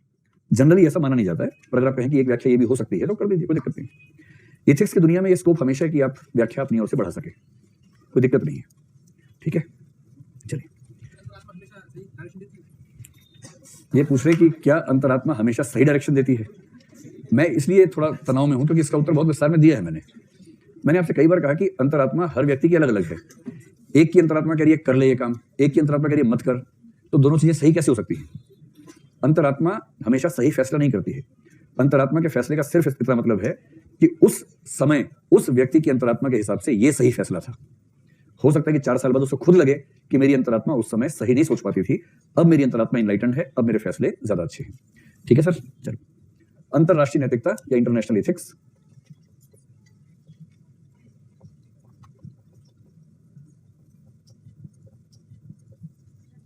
देखो, सबसे पहले समझते हैं इसका अर्थ क्या है और फिर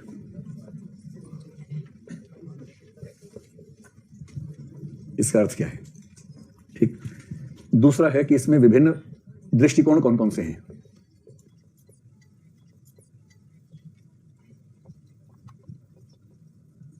और मुद्दे कौन कौन से हैं, प्रमुख अंतरराष्ट्रीय मुद्दे कौन से हैं। अंतरराष्ट्रीय दोनों तरीके से लिख सकते हैं, ये ज्यादा सही है, वो ज्यादा प्रचलित है। गौर करेंगे, वो ज्यादा प्रचलित है, ये ज्यादा सही है। अंतरराष्ट्रीय नैतिकता का पहले इसका मतलब क्या, देखिए अर्थ क्या है। किसी देश की सरकार उस देश की संस्थाओं और उस देश के नागरिकों, ठीक है, किसी देश का मतलब क्या है, वहां की सरकार से है, वहां की संस्थाओं से है, वहां के नागरिकों से है। किसी देश की सरकार, उसकी संस्थाओं और उसके नागरिकों का अन्य देशों की सरकारों, संस्थाओं, नागरिकों और कुछ ऐसी भी बॉडीज हो सकती हैं जो इंटरनेशनल बॉडीज हो। तो एक तो हो गया अन्य देशों की सरकारों, संस्थाओं और नागरिकों व अंतरराष्ट्रीय संगठनों।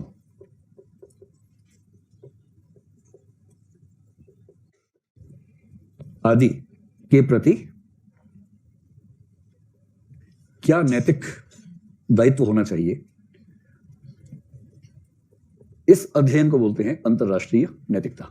तो किसी देश की सरकार, उस देश की संस्थाओं, उस देश के नागरिकों का अन्य देशों की सरकारों, वहां की संस्थाओं, वहां के नागरिकों तथा अंतरराष्ट्रीय संगठनों के प्रति क्या नैतिक दायित्व होना चाहिए, इसके अध्ययन को बोलते हैं अंतरराष्ट्रीय नैतिकता। इसमें जो छूट गया है, मान लीजिए कोई ऐसा व्यक्ति है जो किसी भी देश का नागरिक ना हो, ऐसा हो सकता है।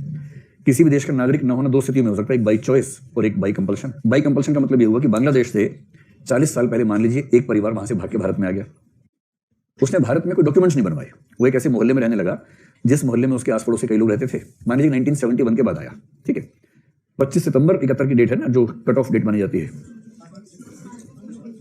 25 मार्च है, चलो मान लो उसके बाद कोई भी डेट का आया, 1972 में है मान लीजिए, ठीक है।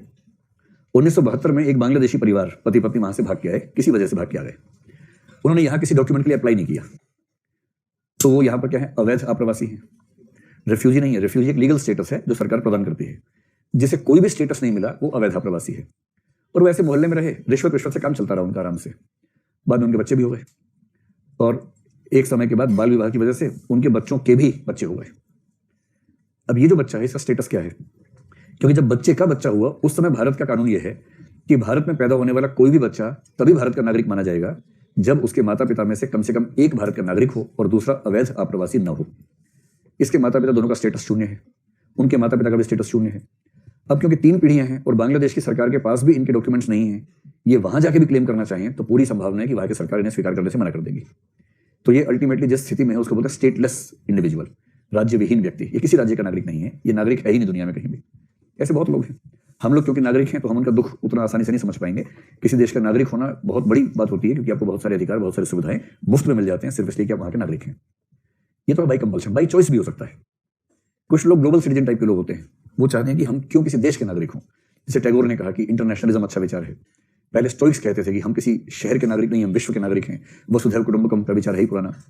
तो ऐसे करते करते फ्रांस में एक आदमी ने एक दिन घोषणा कर दी कि मैं किसी देश का नागरिक नहीं हूं, अनाउंस कर दिया। किसी देश से फ्लाइट में पेरिस आ रहा था अपने घर वापस, और उसने रास्ते में अनाउंस कर दिया कि मैं किसी देश का नागरिक नहीं हूं, पासपोर्ट फाड़ के फेंक दिया अपना कि मैं विश्व का नागरिक हूं, किसी देश का नहीं हूं। अब पेरिस में हड़कंप मच गया कि पहली बार ऐसा व्यक्ति आ रहा है जो किसी देश का नागरिक नहीं है। उसे खूब समझाया गया कि भाई पासपोर्ट बनवा लो। उसे करना नागरिक हो नहीं किसी देश का। अब फ्रांस की सरकार परेशान कि इसका क्या करें, बिना पासपोर्ट पे ठप्पा लगाए इसको एयरपोर्ट से बाहर कैसे जाने दें। पागल नहीं, अंत में उसके लिए एयरपोर्ट पे कमरा बनाया गया। एयरपोर्ट का वो इलाका जो नो मैंस लैंड होती है, वहां पर एक कमरा बनाया गया जो किसी देश का हिस्सा नहीं माना जाता है, वहां उसको रखा गया। जो आपको पता ना, किसी एयरपोर्ट में जब इंटरनेशनल फ्लाइट से आएंगे तो एक पॉइंट है जिसके बाद आप उस देश के अंदर चले गए हैं, उसके पहले एयरपोर्ट में है जो नो मैंस लैंड जैसा माना जाता है। ट्रांजिट्स का जो इलाका होता है वो नो मैंस लैंड है। जैसे कल्पना कीजिए कि आप दिल्ली से मान लीजिए अमेरिका जा रहे हैं और रास्ता आपने हांगकांग वाला लिया है, बीच में फ्लाइट हांगकांग में रुकी, 4 घंटे वहां एयरपोर्ट पर रहना। हांगकांग के एयरपोर्ट पर आप जब रहेंगे, वहां कई देशों के नागरिक आपके साथ बैठे हुए हैं, आप सबसे बात कर लेंगे, कुछ करेंगे, पर आप हांगकांग के एयरपोर्ट के बाहर नहीं निकल सकते क्योंकि वो छूट आपके पास नहीं है। आप हांगकांग के उस इलाके में रह सकते हैं जो नो कंट्री जोन है, वहां रह सकते हैं, ट्रांजिट जोन में रह सकते हैं। वहां से फ्लाइट पकड़ के अमेरिका जाएंगे, अमेरिका में बाहर निकल सकते हैं क्योंकि आपके पासपोर्ट पे अमेरिका का वीजा लगा हुआ है, उस पर स्टैंप लगेगी, आपको बाहर जाने देंगे, पर हांगकांग में तो नहीं जाने देंगे। उस व्यक्ति की स्थिति ये हुई कि उसने कहा कि मैं नागरिक हुई नहीं, उसको एयरपोर्ट पर रखा, खूब समझाया, वो नहीं माना, अंत में एयरपोर्ट पर ही मरा। वो पहला ऐसा व्यक्ति था जो बाई चॉइस किसी देश का नागरिक नहीं था। ऐसे लोग भी होते दुनिया में। तो इस परिभाषा में एक ही कमी है कि जो व्यक्ति किसी देश का नागरिक नहीं है, स्टेटलेस है, उसको इसमें शामिल नहीं किया गया है। अगर आप चाहें तो एक बिंदु जोड़ लें, या तो नागरिकों के साथ व्यक्तियों कर लें, व्यक्ति करते ही उसमें गैर नागरिक भी शामिल हो जाते हैं। किसी देश की सरकार, संस्थाओं और नागरिकों का अन्य देशों की सरकारों, संस्थाओं, नागरिकों और अन्य व्यक्तियों तथा अंतरराष्ट्रीय संस्थाओं या संगठनों के प्रति क्या नैतिक जिम्मेदारियां बनती हैं, इसका अध्ययन कहलाता है अंतरराष्ट्रीय नैतिकता। अप्लाइड एथिक्स की एक ब्रांच है। अप्लाइड एथिक्स का मतलब एथिक्स के ज्ञान को हम कैसे अलग अलग क्षेत्रों में अप्लाई करते हैं। जैसे प्रोफेशनल एथिक्स है, मेडिकल एथिक्स है, लीगल एथिक्स है, मीडिया एथिक्स है, ऐसी एक ब्रांच है इंटरनेशनल एथिक्स, यानी कि अंतरराष्ट्रीय नैतिकता। स्पष्ट हुआ? अंतरराष्ट्रीय नैतिकता के दृष्टिकोण क्या क्या हो सकते हैं? कुछ लोगों ने बताया कि इसके 5-6 दृष्टिकोण हो सकते हैं, लेकिन सच बात यह है कुल मिला के 2 दृष्टिकोण हैं, जिनको मिला के तीसरा बन जाता है, इतना ही मामला है। 2 तरह के मूल दृष्टिकोण हैं इंटरनेशनल एथिक्स में। पहले को बोलते हैं यथार्थवाद या रियलिज्म,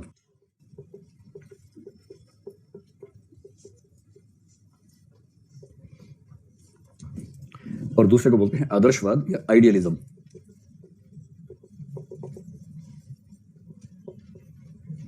अब और दुनिया के विभिन्न देशों की जो फॉरेन पॉलिसीज है उनको ध्यान रख के सोचिए कि कौन से देश की नीतियां कौन से सिद्धांत पे चलती हैं। पहले इसका मतलब समझते हैं।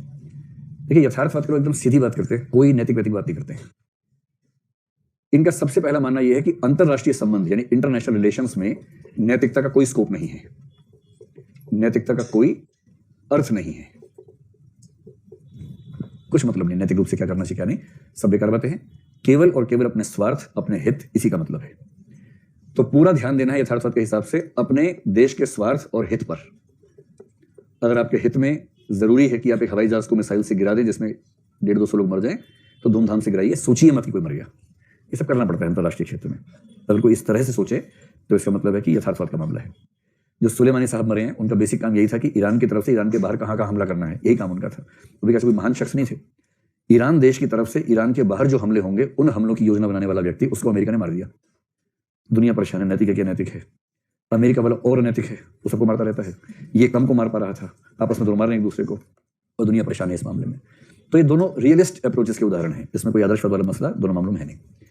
ये मानते हैं कि किसी देश का सर्वाइव करना बाकी देशों के साथ बहुत चुनौतीपूर्ण है। सर्वाइवल एक निरंतर चुनौती है, और उस निरंतर चुनौती को झेलना यानी उत्तरजीविता या सर्वाइवल की निरंतर चुनौती।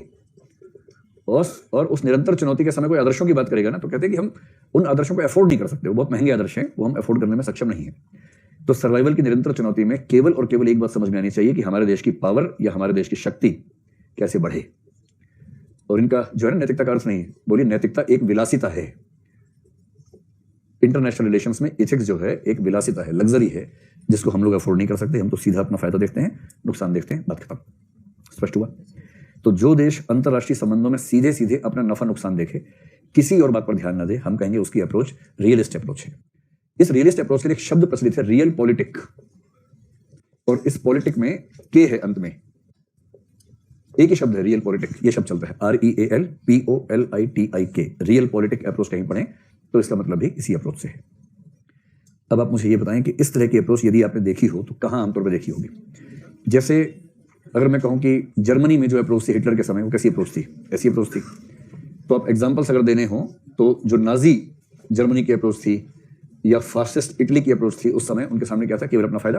भाई जो देश अपने फायदे के लिए दूसरे देश को खत्म करने पर आमादा हो जाए, उसे आप क्या कहें? इस समय उसको नैतिकता से कोई मतलब नहीं।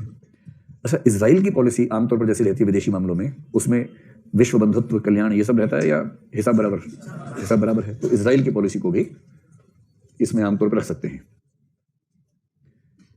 अमेरिका की पॉलिसी जो ट्रंप के अंतर्गत चल रही है, वो बहुत नैतिकता वाला मामला है या फायदा नुकसान वाला मामला है? तो काफी क्लोज है ट्रंप वाले, मतलब रिपब्लिकन अमेरिका की नीतियां। क्योंकि जब डेमोक्रेट्स होते हैं, ओबामा वगैरह, तो उनकी नीति में फिर भी आपको एक बैलेंस नजर आएगा। पर ट्रंप के लिए America first, yes we can. Bharat में भी ट्रंप के जो अवतार है वो भी बोलते हैं हाँ हम कर सकते हैं। तो दक्षिण पंथ है ना, दक्षिण पंथ की सरकार जहां भी होगी वहां राष्ट्रीय हित केंद्र में होगा, नैतिकता का बिंदु सेकेंडरी होगा तो होगा, वरना उससे बहुत महत्व नहीं होता है। स्पष्ट हुई बात? अच्छा, प्रैग्मेटिक ये नहीं है, प्रैग्मेटिक इससे थोड़ी सी विनम्र है, ठीक है। दूसरा है आदर्शवाद। ये सुनते हैं मुझे लगता है भारत की बात चल रही है। इसमें जो महात्मा गांधी, टैगोर, नेहरू, इस तरह के लोगों ने जो अंतरराष्ट्रीय दृष्टिकोण दिया, उसको आमतौर पर रखते हैं। और सारे नेता भारत के महान हुए ऐसा कहना ठीक नहीं है। एक आध नाम बाहर का भी रख लीजिए, मंडेला रख लीजिए, मंडेला। हालांकि मंडेला ने अपने देश के स्वाधीन होने के बाद बहुत स्पष्ट कोई बात कही हो मेरी जानकारी में नहीं है, पर कहने के लिए कह दीजिए मंडेला भी ऐसी बात करते थे। और कोई ऐसा अच्छा सा नेता बताइए जिसने ग्लोबल पर्सपेक्टिव में बातें की हों। बराक ओबामा, मतलब उसको वैसे बैलेंस में रखेंगे बाद में बराक ओबामा को, क्योंकि सुलेमानी का जिक्र जिस दिन आया उस दिन ये बात बड़ी अच्छे तरीके से सामने आई कि ओबामा को भी ये मौका मिला था कि उसकी सेना ने उसको सूचना दी कि सुलेमानी हमारे टारगेट पे है, आप बोलेंगे मार दो, हमें 1 मिनट लगेगा मारने में, खत्म कर देंगे। ओबामा ने सोचा और फिर कहा मत मारो। और ऐसा एक बार नहीं 2 बार हुआ कि अमेरिकी राष्ट्रपति ने एंड टाइम पे मारने से मना कर दिया। इस बार ट्रंप था और इलेक्शन आने वाला है। इलेक्शन बहुत बड़ा सच है। सरहदों पर तनाव है, पता करो क्या देश में चुनाव है। तो अगर सरहदों पर तनाव है तो पूरी संभावना है कि देश में चुनाव है। इसे चुनाव देख लीजिए, अगर चुनाव है तो। अब जैसे भारत पाकिस्तान शांत रहेंगे 2-3 साल तक, यहां या वहां चुनाव जब भी होगा फिर थोड़ा बहुत म्यूचुअल हेल्प तो करनी पड़ती है ना। भाई इमरान का इलेक्शन फंसेगा तो मोदी जी हेल्प नहीं करेंगे, एक आध बम फेंकवा देंगे वहां पर, उससे फिर होगा मसाला बनेगा, उससे इलेक्शन जीत जाएंगे। म्यूचुअल हेल्प भी होती है कई मामलों में। तो इस मामले में ट्रंप सीख रहा है मोदी जी से। उसने कहा कि ट्यूशन चाहिए मुझे आपसे कि इतनी विपरीत परिस्थितियों में इलेक्शन पूर्ण बहुमत से कैसे जीता जाता है, इसकी ट्यूशन ले रहा है अभी ट्रंप मोदी जी से। ऐसे थोड़ा हाउडी मोदी में आके बैठ गया 1 घंटे के लिए, इतना फ्री थोड़ा ना अमेरिका का राष्ट्रपति। और वो जो 55-60 हज़ार थे उनके वोट से राष्ट्रपति बनेगा नहीं वो। कई लोग कह रहे कि वोट बहुत सारे थे, वोट नहीं है उन लोगों के। उनमें से ग्रीन कार्ड होल्डर्स कितने होंगे? मुश्किल से 5,000 होंगे, और ग्रीन कार्ड होल्डर भी तो वोट नहीं दे सकता वहां पर। वोट तो देगा वहां का सिटीजन, और वहां का सिटीजन बनना मजाक नहीं होता है। कम से कम 10 साल के बाद ग्रीन कार्ड मिलेगा, उसके कई साल के बाद नागरिकता मिलती है। तो वो तो माहौल था बेसिकली, और ट्यूशन बेसिकली, थोड़ा सीखने को मिलेगा कि भाई कैसे मैनेज करते हो। तो अब ट्रंप के जैसे यहाँ पर हम उसको लेंगे ओबामा को, तो ओबामा के मामले में थोड़ा सा बैलेंस है। ऐसा नहीं है कि वो राष्ट्रीय हितों को नहीं संभाल रहे थे, उनके दौर में भी ठीक ठाक। मतलब कोई नाम अगर आपको सूझे तो लिख लीजिएगा, वरना भारत के 3 लोग पर्याप्त हैं इस मामले में। इनके मूल विचार क्या है? मूल विचार है वसुधैव कुटुंबकम। पूरा विश्व एक परिवार है, विश्व में शांति हो, सद्भाव हो, ऐसी वाली बातें जो लोग करते हैं उनको बोलते हैं कि वो आइडियलिस्ट लोग हैं, आदर्शवादी लोग हैं।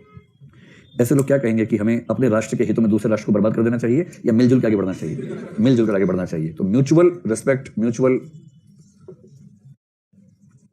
पीसफुल को एग्जिस्टेंस, ये सब सुनते हुए किसका शील याद आ जाता है?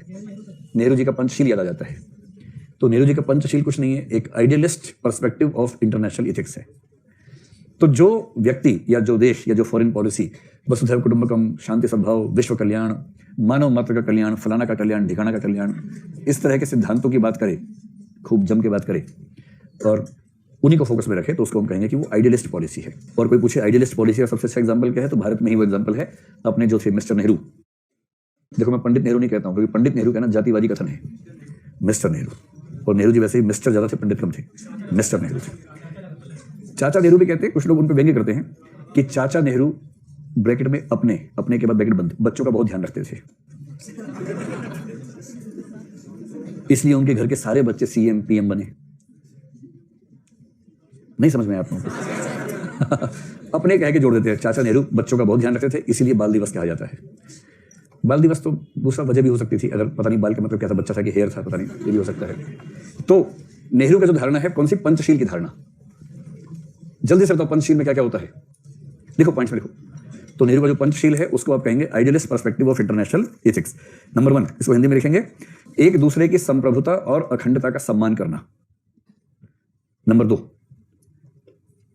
एक दूसरे पर आक्रमण न करना।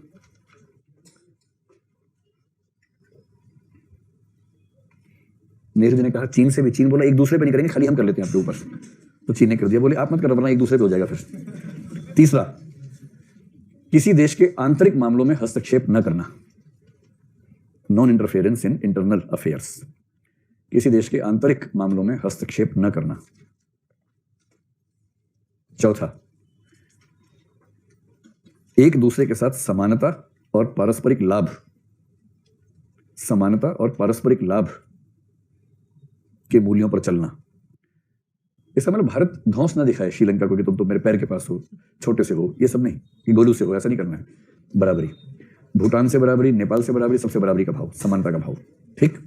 और 5वां है यही, पीसफुल कोएग्जिस्टेंस, शांतिपूर्ण सह अस्तित्व, शांतिपूर्ण सह अस्तित्व।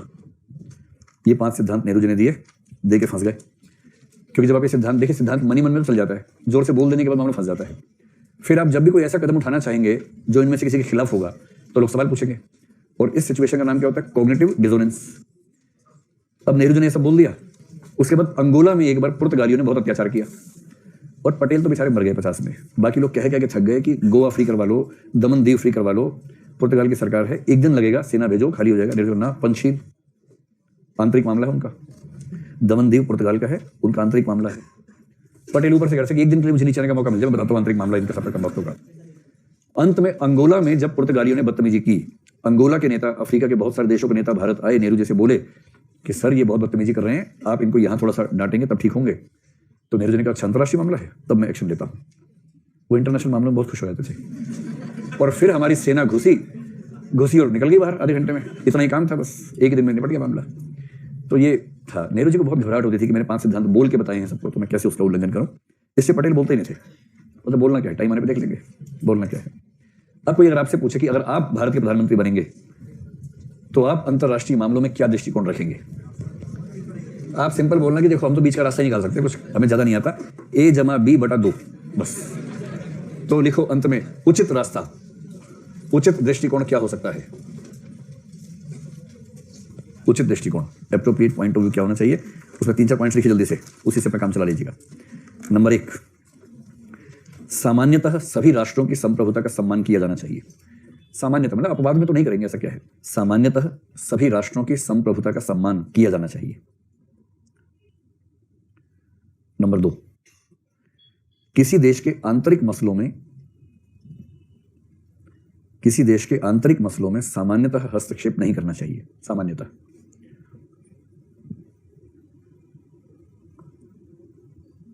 इसी दूसरे पॉइंट के अंदर 1-2 और एरो बना लीजिए। यदि बड़े पैमाने पर और निरंतर मानवाधिकार उल्लंघन जैसी स्थितियां हों, यदि बड़े पैमाने पर और निरंतर मानवाधिकार उल्लंघन जैसी स्थितियां हों,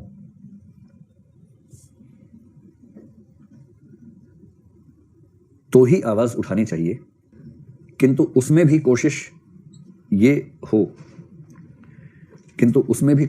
यह हो कि संयुक्त राष्ट्र या अन्य उपयुक्त मंचों की मदद से आवाज उठाई जाए।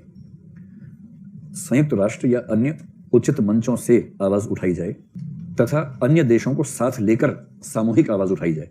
मतलब अकेले कूदने की जरूरत नहीं है, कोशिश करना सबको लेकर कूदना है। सामूहिक आवाज उठाई जाए।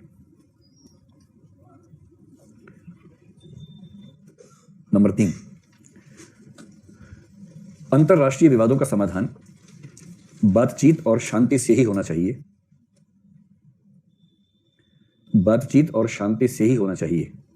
अंतरराष्ट्रीय विवादों का समाधान बातचीत और शांति से ही होना चाहिए, युद्ध से नहीं। कोई रास्ता न बचे और युद्ध हो ही जाए, कोई रास्ता न बचे और युद्ध हो ही जाए तो विनाशक हथियारों के प्रयोग से बचना चाहिए। तो विनाशक हथियारों के प्रयोग से बचना चाहिए।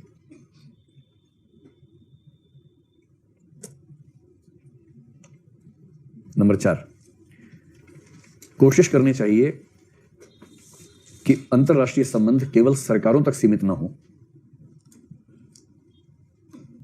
कोशिश करनी चाहिए कि अंतरराष्ट्रीय संबंध केवल सरकारों तक सीमित न हो। सांस्कृतिक, खेल तथा नागरिकों के स्तर पर भी गहरे संबंध बने। इसे क्या बोलते हैं? Track 2 diplomacy, track 2, track 3, track 4, track 7, track 9 जो भी है वो सब इसमें लिख दीजिए। इन सब डिप्लोमेसी का भी महत्व रहे। अगला, वितरण मूलक नैतिकता ब्रैकेट में डिस्ट्रीब्यूटिव जस्टिस। वितरण मूलक नैतिकता या डिस्ट्रीब्यूटिव जस्टिस के सिद्धांत, डिस्ट्रीब्यूटिव जस्टिस के सिद्धांत जहां तक संभव हो अंतरराष्ट्रीय नैतिकता में भी लागू होने चाहिए। अर्थात अमीर देशों के वित्तीय दायित्व अधिक होने चाहिए। अर्थात अमीर देशों को अधिक वित्तीय दायित्व उठाने चाहिए और गरीब देशों को मुख्य धारा में लाने का प्रयास करना चाहिए।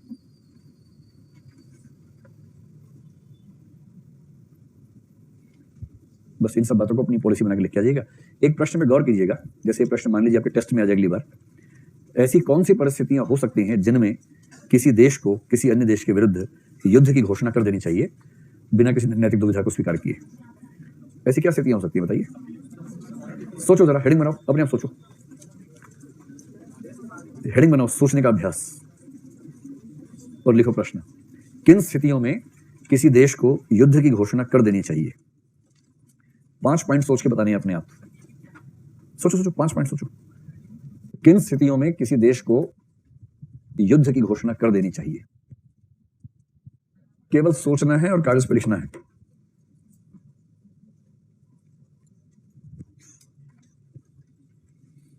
पांच स्थितियां अगर आप सोच पा रहे हैं वो भी कायदे की, तो इसका मतलब 125 नंबर इस में आ जाएंगे कम से कम। चलो 5 पॉइंट बताओ जल्दी से। सोच लिए कितने लोग 5 पॉइंट सोच पा रहे हैं? किन स्थितियों में युद्ध की घोषणा कर देनी चाहिए? अच्छा, पहले एक प्रश्न का जवाब दो, कितने लोग सोच रहे हैं? अच्छा, 50% लोग सोच रहे हैं, ये अपने आप में बहुत बड़ी सफलता मानी जाएगी। बाकी वही है कि हम क्यों सोचें, ये सोच रहा है ना साथ वाला, बता देगा बाद में। और कितने लोगों ने 5 पॉइंट सोचे हाथ खड़ा करें, उनमें से कुछ लोगों से पूछते हैं, बताइए। नंबर 1, हमारी आइडेंटिटी क्राइसिस हो। आइडेंटिटी क्राइसिस समझते हो क्या होता है? नहीं, वो गलत शब्द हो गया, कोई बात नहीं। सेकंड बताओ, दमन किसका? मानवता का दमन। चलिए, तीसरा,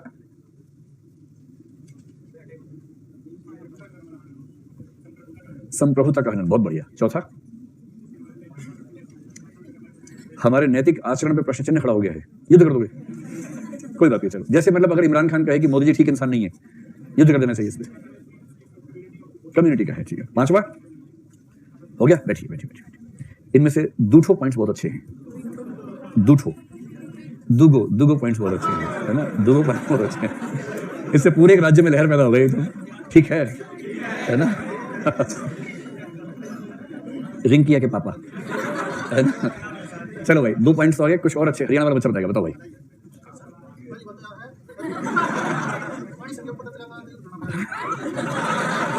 ये कह रहे हैं कि पहली बात तो यह है कि पानी सर के ऊपर चला जाओगे तो युद्ध करना पड़ेगा। रुको। अब बताइए एक पॉइंट, हमारी देश की एकता और अखंडता को तोड़ने का कोई प्रयास कर रहा हो तो भी वाले भैया बताएंगे। देश के संसाधन और आर्थिक संपदा को नुकसान पहुंचा तो युद्ध कर देना चाहिए, ताकि और नुकसान हो जाए, जो बचा वो भी खत्म हो जाए। ताकि चलो उठ के बोलो, ये भैया लॉ पढ़े हुए लगते हैं, वकालत क्यों हुई आपने? LLB किया ना आपने? हाँ बताओ। हाँ, अच्छा पॉइंट है।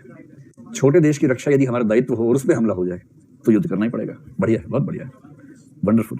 अब 5 बातें अगर चुननी हो, देखो हमेशा ध्यान रखना, जब भी कोई कहे कि युद्ध कब करना चाहिए, पहले बताना युद्ध एक ऐसी बुराई है जो सामान्य स्थितियों में जिससे बचा ही जाना चाहिए, किंतु युद्ध एक अनिवार्य बुराई है और ऐसी परिस्थितियां हो सकती हैं जब युद्ध नहीं करना युद्ध करने की तुलना में कम नुकसानदायक हो।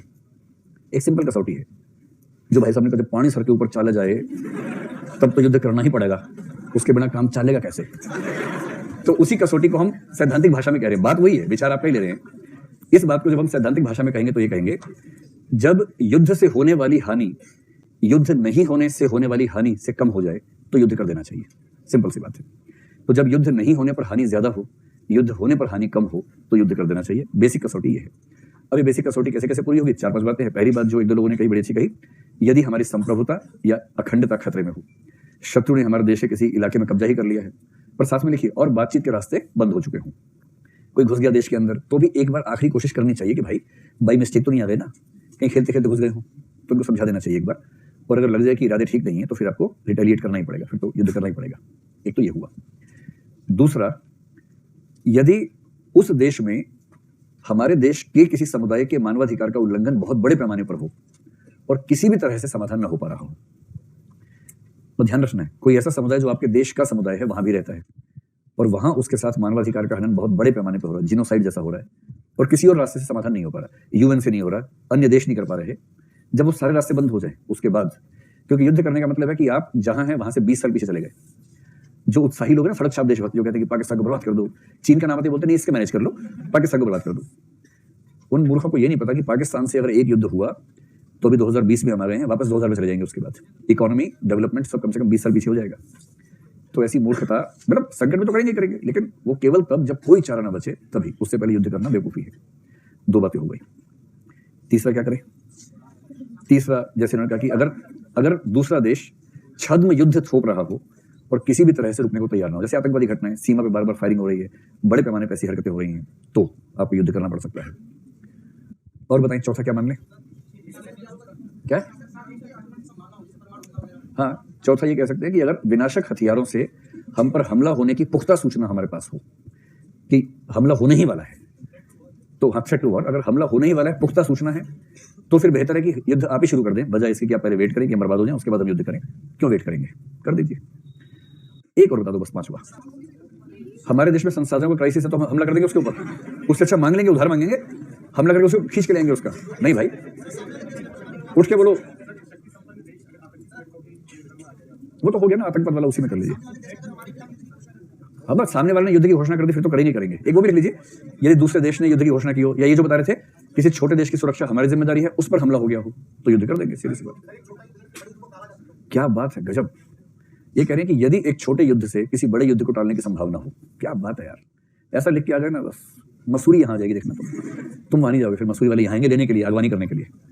कितना सुंदर पॉइंट बताया है। लिखिए, यदि किसी छोटे युद्ध से किसी बड़े युद्ध को टाला जा सकता हो तो कर देना चाहिए। जैसे पाकिस्तान से होने वाला है और बहुत बड़ा हो जाएगा मामला, भूटान से कर दिया थोड़ा सा आपने, और 3-4 हथियार दिखा दिए कौन कौन से हैं हमारे पास, फिर पाकिस्तान बोला छोड़ो युद्ध नहीं करते, बात ही कर लेते हैं, टल गया। कितना बढ़िया तरीका है, गुड। चलिए अब आइए इस मामले में कि अंतरराष्ट्रीय नैतिकता में विवाद के कौन कौन से मुद्दे इस समय केंद्र में हैं। हाँ बताओ, अच्छे से पॉइंट बता दो। हाँ ठीक है, मतलब किसी न्यूट्रल क्षेत्र पर जिस पर आपका हक बनता है कि दूसरा देश उस पर कब्जा कर ले तो युद्ध की संभावना बन सकती है, कह सकते हैं, ठीक बात है। देखो इन सब प्रश्नों में हम क्लास में डिस्कशन कर रहे हैं ना, वो अंतिम नहीं है, उसमें आप अपने जब आईआर पढ़ेंगे कुछ और पॉइंट्स मिलेंगे उसमें, उनको ऐड कीजिए, अपने उत्तर और अच्छे बनाइए, जोड़ते जाइए। मैं तो केवल एक फील दे रहा हूँ हर टॉपिक की, इसमें इस तरह के एरियाज आ सकते हैं, उसको अपने हिसाब से अपग्रेड करते रहिए तो अच्छा हो जाएगा। अब आइए कि इस समय अंतरराष्ट्रीय नैतिकता के सामने कौन कौन से नैतिक मुद्दे विद्यमान हैं और उन सब पर हमारी अप्रोच क्या होनी चाहिए। देखो अंतरराष्ट्रीय नैतिकता में इस समय जो क्राइसिस है, जो मुद्दे हैं, जो इश्यूज इस समय जिंदा हैं, पहला तो है संसाधन,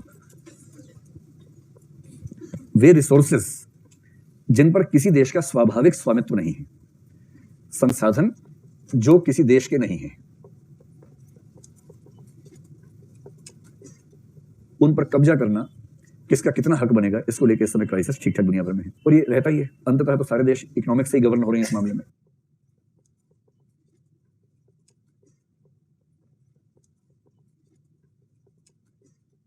ठीक है, दूसरा है पर्यावरण से जुड़े जो मुद्दे हैं, क्लाइमेट यानी कि जलवायु और पर्यावरण से जुड़े हुए मुद्दे।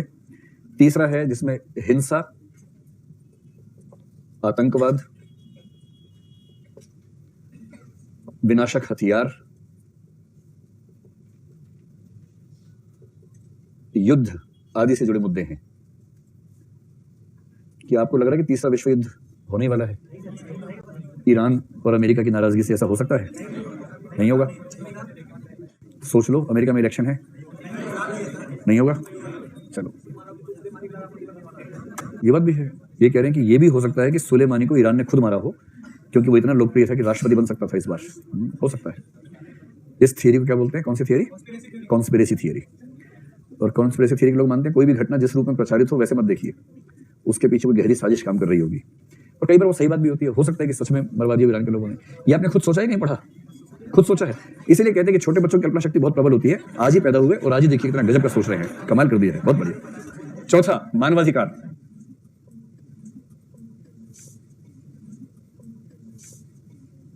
पांचवा है ट्रेड इश्यूज, व्यापार संबंधी मुद्दे, trade issues, trade related issues. तो जब भी कोई पूछे कौन कौन से मुद्दे चल रहे हैं, बोलना 5 चल रहे हैं मुद्दे। ये 5 मुद्दे हैं। पहली बात है कि वे संसाधन जो किसी देश के स्वाभाविक स्वामित्व में नहीं है। स्वाभाविक स्वामित्व में जो संसाधन नहीं होते हैं वो कौन से हैं? एक तो उसको बोलते हैं जो हाई सीज हैं।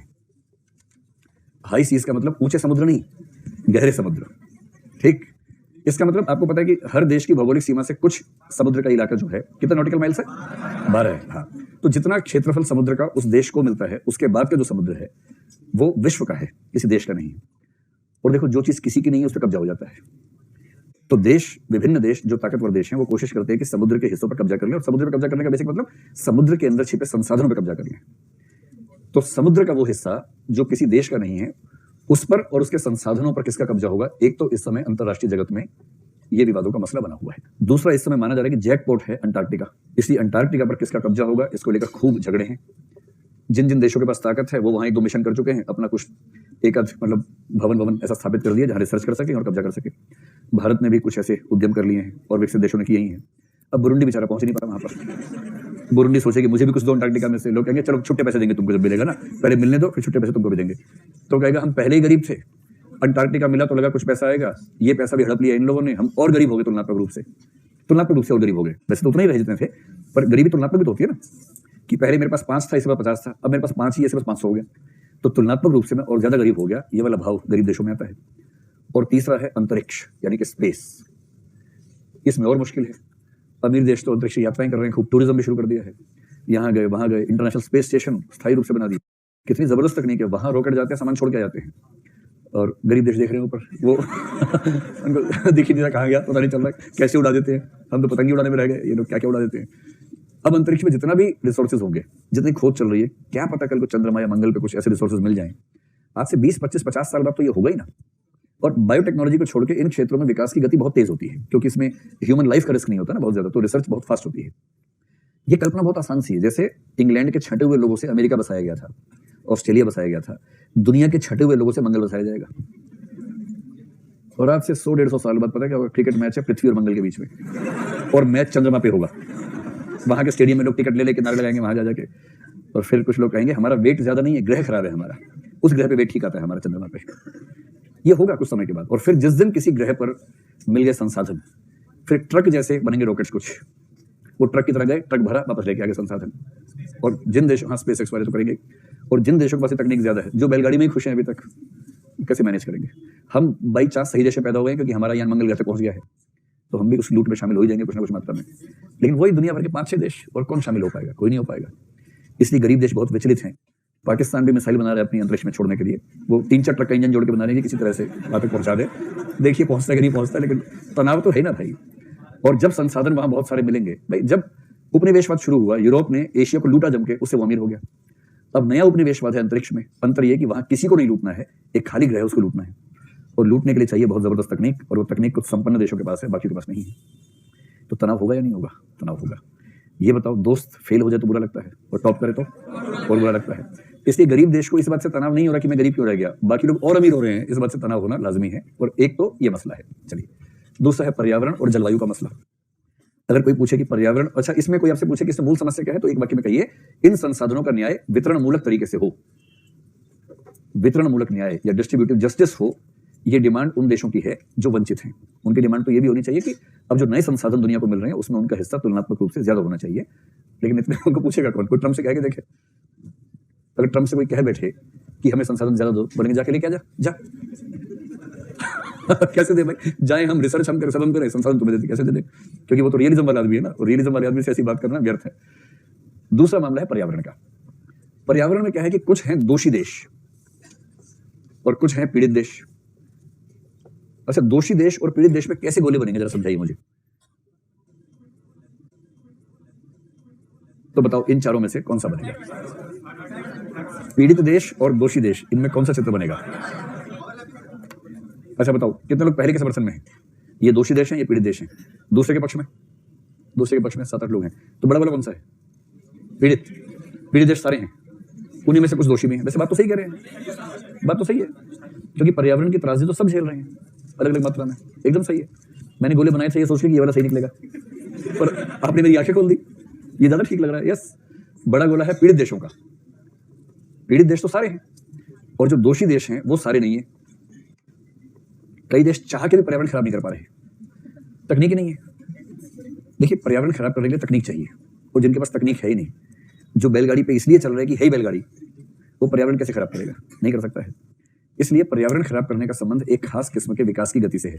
आमतौर पर लकड़ी काट के जलाना चूल्हे में, वो भी एक कारण है, लेकिन अमूमन जो बड़े पैमाने पर पर्यावरण क्षरण है, उसके लिए तकनीकी विकास का एक न्यूनतम स्तर चाहिए। जिनके पास नहीं है वो नहीं कर पा रहे। तो हर दोषी देश भी पीड़ित तो है ही। हाँ, अंतर इस बात का है कि कौन कितना पीड़ित है, कौन कितना दोषी है। जैसे अभी जो लेटेस्ट इंडेक्सिंग चल रही है, उसमें दुनिया में सबसे खराब जो एयर क्वालिटी इंडेक्स है, वो तो ऑस्ट्रेलिया में किसी शहर का है, शायद मेलबर्न का बताया, पता नहीं किसका बताया है, वो बुश फायर की वजह से। नंबर 2 पर दुनिया में चला लाहौर, लाहौर ने कमाल किया है, और नंबर 3 पे चल रही है दिल्ली। और एक फिल्म मुझे याद आ गई, क्या दिल्ली क्या लाहौर, दोनों का पर्यावरण बराबर ही खराब है, एकदम एक जैसा खराब है। 430-440 के बीच में इंडेक्स चल रहा है, जैसे मतलब यहाँ की सांस, यहाँ की हवा में सांस लेना अपनी जिंदगी लगातार कम करने के बराबर है। पर क्या करें? अच्छा, यूरोप के देशों ने क्या किया कि डेवलपमेंट खूब कर लिया, खूब इंडस्ट्रियल डेवलपमेंट किया, पर यूरोप के देशों में पर्यावरण आमतौर पर इतना अच्छा है, उन्होंने इस बात का ध्यान रखा कि पर्यावरण अपना नहीं खराब करना, बाकियों का करना है। अपना ठीक है, वहाँ का, जैसे हम कहते हैं ना कि इस समय हमारा एयर क्वालिटी इंडेक्स में जो पार्टिकुलेट मैटर है 1000 के आसपास है, 900 है, 800 है। उसी समय मैंने एक बार इच्छा हुई तो रिसर्च कर दुनिया भर में क्या चल रहा है। यूरोप और अमेरिका के कुछ देशों में वही पीएम का जो होता है, PM 2.5 है, PM5 का, कुछ शहरों में उसका लेवल था 1, जब दिल्ली का लेवल 800 के आसपास था। 1 विकसित देशों में ये हाल है। और जब आप जीवन में पहली बार किसी विकसित देश की यात्रा करेंगे, आप महसूस करेंगे कि वहां जाके समझ में नहीं आता है, वापस आने पर समझ में आता है। वहां जाएंगे आप फील मतलब समझ नहीं पाएंगे क्या ऐसा खास लग रहा है। आपको वहां दूर दूर तक चीजें दिखेंगी, बिल्डिंग्स दूर के दिख रही हैं, समुद्र है बहुत दूर से दिख रहा है। अगर आपको मतलब सांस की दिक्कत है, किसी को मान लीजिए दमा है या अस्थमा है, वहां जाके वो लोग जनरली फील करते हैं कि एकदम ठीक हो गए।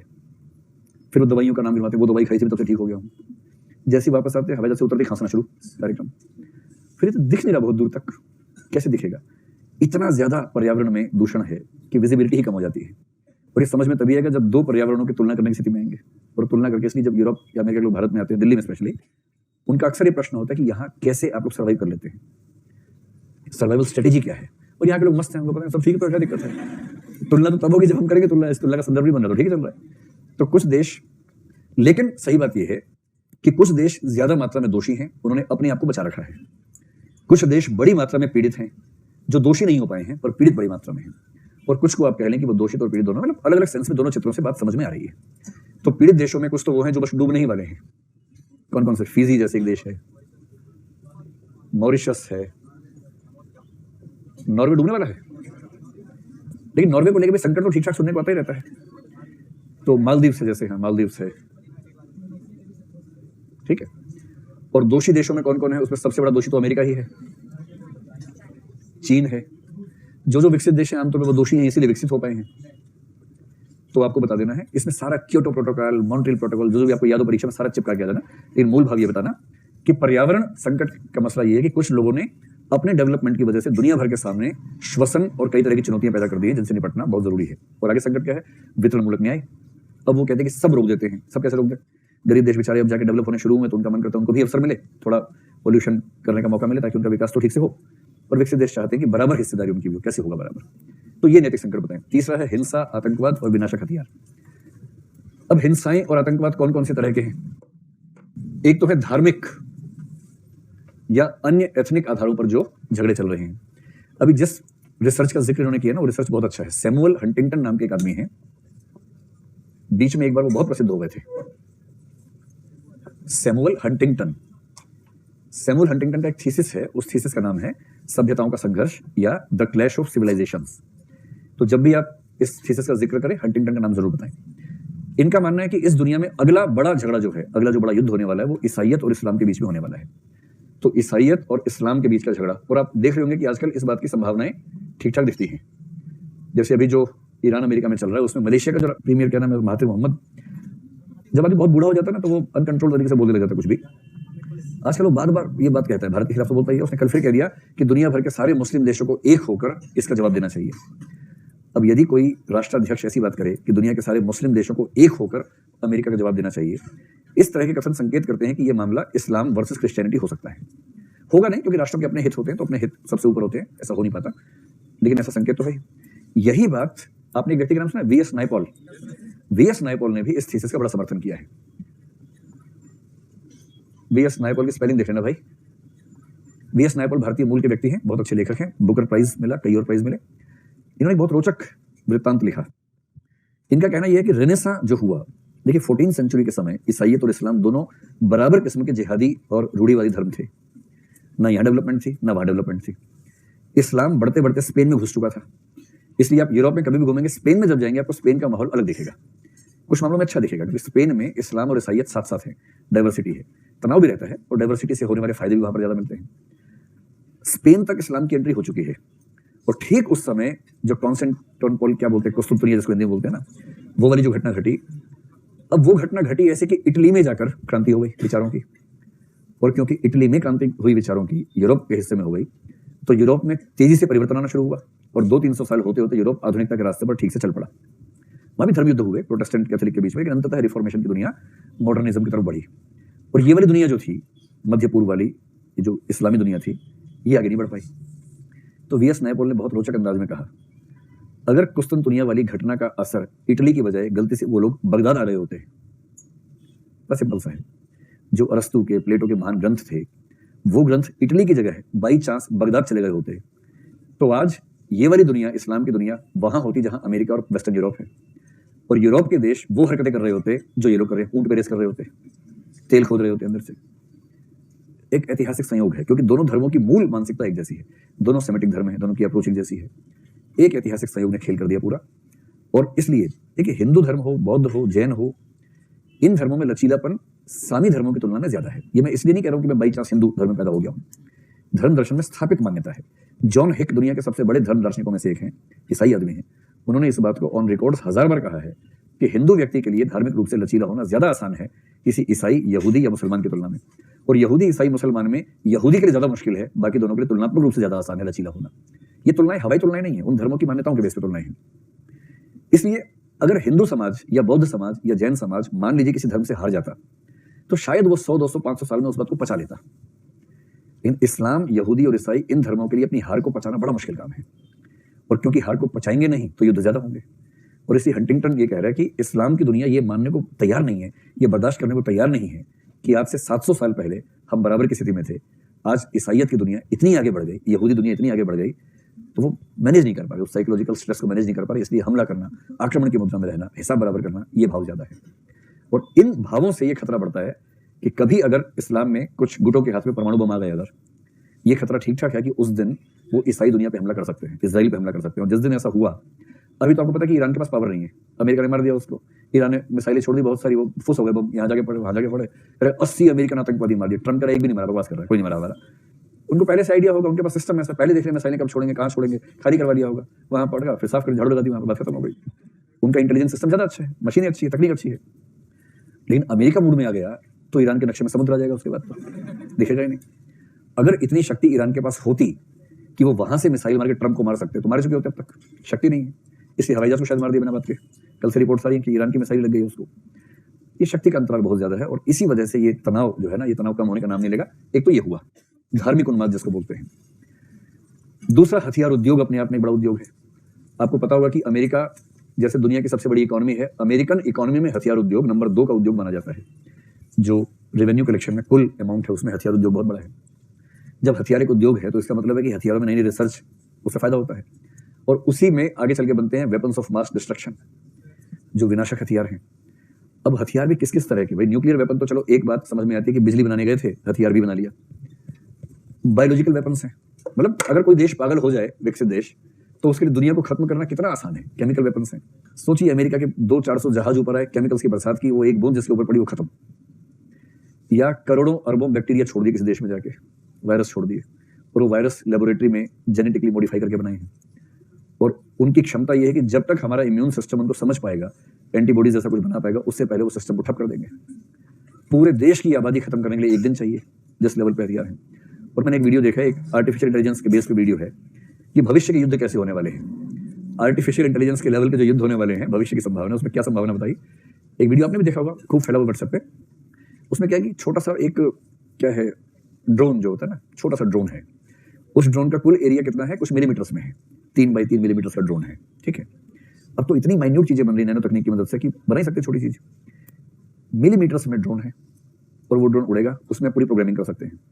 जैसे मान लीजिए आपको पाकिस्तान की सेना है, वहां पर 300 लोग हैं, आपको लिस्ट पता है उनकी, आपके पास उनकी पहचान है, आपने उनमें पहचान फीड कर दी और ये कह दिया कि इसको मारना है। अब कुछ नहीं करना है, अपने एक हवाई जहाज से उस एरिया के पास जाके उन ड्रोन्स को, छोटे ड्रोन्स को बस नीचे गिरा देना है। वो सेल्फ पावर से चल रहे हैं, उनके पास बैटरी है, उनके पास स्कैनिंग और वो सारे सिस्टम्स इतने शार्प हैं कि वो अपने आप उड़ते हुए जाएंगे, उस व्यक्ति को पहचानेंगे, कितना भी छुप ले, कहीं भी घुस जाए, वो उसे फॉलो करेंगे। और जैसे ही फॉलो करेंगे वो इतने धारदार हैं कि उसके शरीर के अंदर घुस जाएंगे इस तरह से, और जैसे ही घुसेंगे सीधे उसके ब्रेन में जाके फट जाएंगे, और ब्रेन में जाके फटते ही खत्म मामला। अगर आपको 10,000 लोगों को मारना है, 10,000 की प्रोग्रामिंग करनी है, 10,000 ड्रोन को छोड़ देना है, फिर वो इंसान बच नहीं सकता, वो उसको ढूंढ के मारेगा।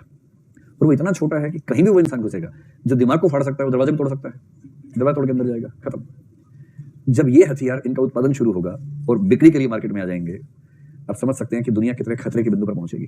और आप केवल इस उम्मीद में कब तक रहेंगे कि हथियार गलत हाथ में ना पहुंचे, कभी तो पहुंचेगा ही, और जिस दिन पहुंचेगा उस दिन फिर देखिए क्या होता है। तो हिंसा, आतंकवाद, विनाशक हथियार, इन सब चीजों को आप कहिए कि एक बड़ी समस्या भविष्य में ये है। इनके लिए जो पॉलिसीज हमने सोची थी युद्ध से बचने के लिए, जैसे निरस्त्रीकरण एक पॉलिसी थी, लेकिन अब तो वो बहुत सफल नहीं हो पाई है। उसमें आप एनपीटी, सीटीबीटी उन सब का जिक्र करेंगे। एक मुद्दा है मानवाधिकार का, और मानवाधिकार का मतलब है कि बहुत सारे देशों में सरकारें और गैर सरकारी एजेंसीज वहां के समुदाय के कुछ सदस्यों के मूल अधिकारों, मुख्य रूप से माइनॉरिटीज की बात होती है। अल्पसंख्यक, वो अल्पसंख्यक भाषाई भी हो सकते हैं, धार्मिक भी हो सकते हैं, किसी भी तरह के हो सकते हैं। भाषा, धर्म, नस्ल किसी भी आधार पर हो सकता है। तो नस्लीय अल्पसंख्यक के साथ भेदभाव क्या है? रंगभेद कहलाएगा, अपार्थाइड कहलाएगा। इसी प्रकार से वो लिंग भेद भी हो सकता है, अगर भयानक पैमाने पर है और गंदे स्तर पर है, वो भी एक चिंता का स्तर बनेगा। नस्ल भेद बेशक माइनॉरिटीज के साथ ना हो, वो व्यक्ति माइनॉरिटी में नहीं है, लेकिन तब भी नस्ल भेद का शिकार तो हो सकता है। और जितने तरह के हैं, रेफ्यूजीज जो हैं, शरणार्थी, उनके साथ जो व्यवहार होता है वही प्रश्न है। तो इन सब के साथ होने वाला गलत व्यवहार, दुर्व्यवहार एक अंतर्राष्ट्रीय, तो ये सारे बिंदु हो सकते हैं। और अंतिम हो सकता है व्यापार संबंधी मुद्दे। व्यापार संबंधी मुद्दे में बेसिकली आप लेके आइए एक WTO की जो रिजीम है पूरी की पूरी, उसमें विकसित देशों और विकासशील देशों के क्या क्या तर्क हैं। विकसित देशों का ये कहना कि मार्केट मुक्त होनी चाहिए और विकासशील देशों का ये मानना कि मुक्त मार्केट के साथ उनको संरक्षण का एक निश्चित अनुपात मिले ताकि वो स्टैंड कर सके, सर्वाइव कर सके। इसी तरह से जो इंटेलेक्चुअल प्रॉपर्टी राइट्स का मसला है, क्योंकि रिसर्च और डेवलपमेंट ज्यादा विकसित देशों में है और यदि इंटेलेक्चुअल प्रॉपर्टी राइट्स को बहुत महत्व मिल गया तो विकासशील देश तो कभी आगे नहीं बढ़ पाएंगे। तो ये सारे मुद्दे, इन सब मुद्दों में दुनिया में क्या नैतिक है क्या नैतिक है, इस सबको कहते हैं अंतर्राष्ट्रीय नैतिकता। इन सब पर 2-2 3-3 मिनट की बात हम करेंगे और एक फंडिंग का इश्यू बहुत बड़ा है जो अलग से पढ़ेंगे।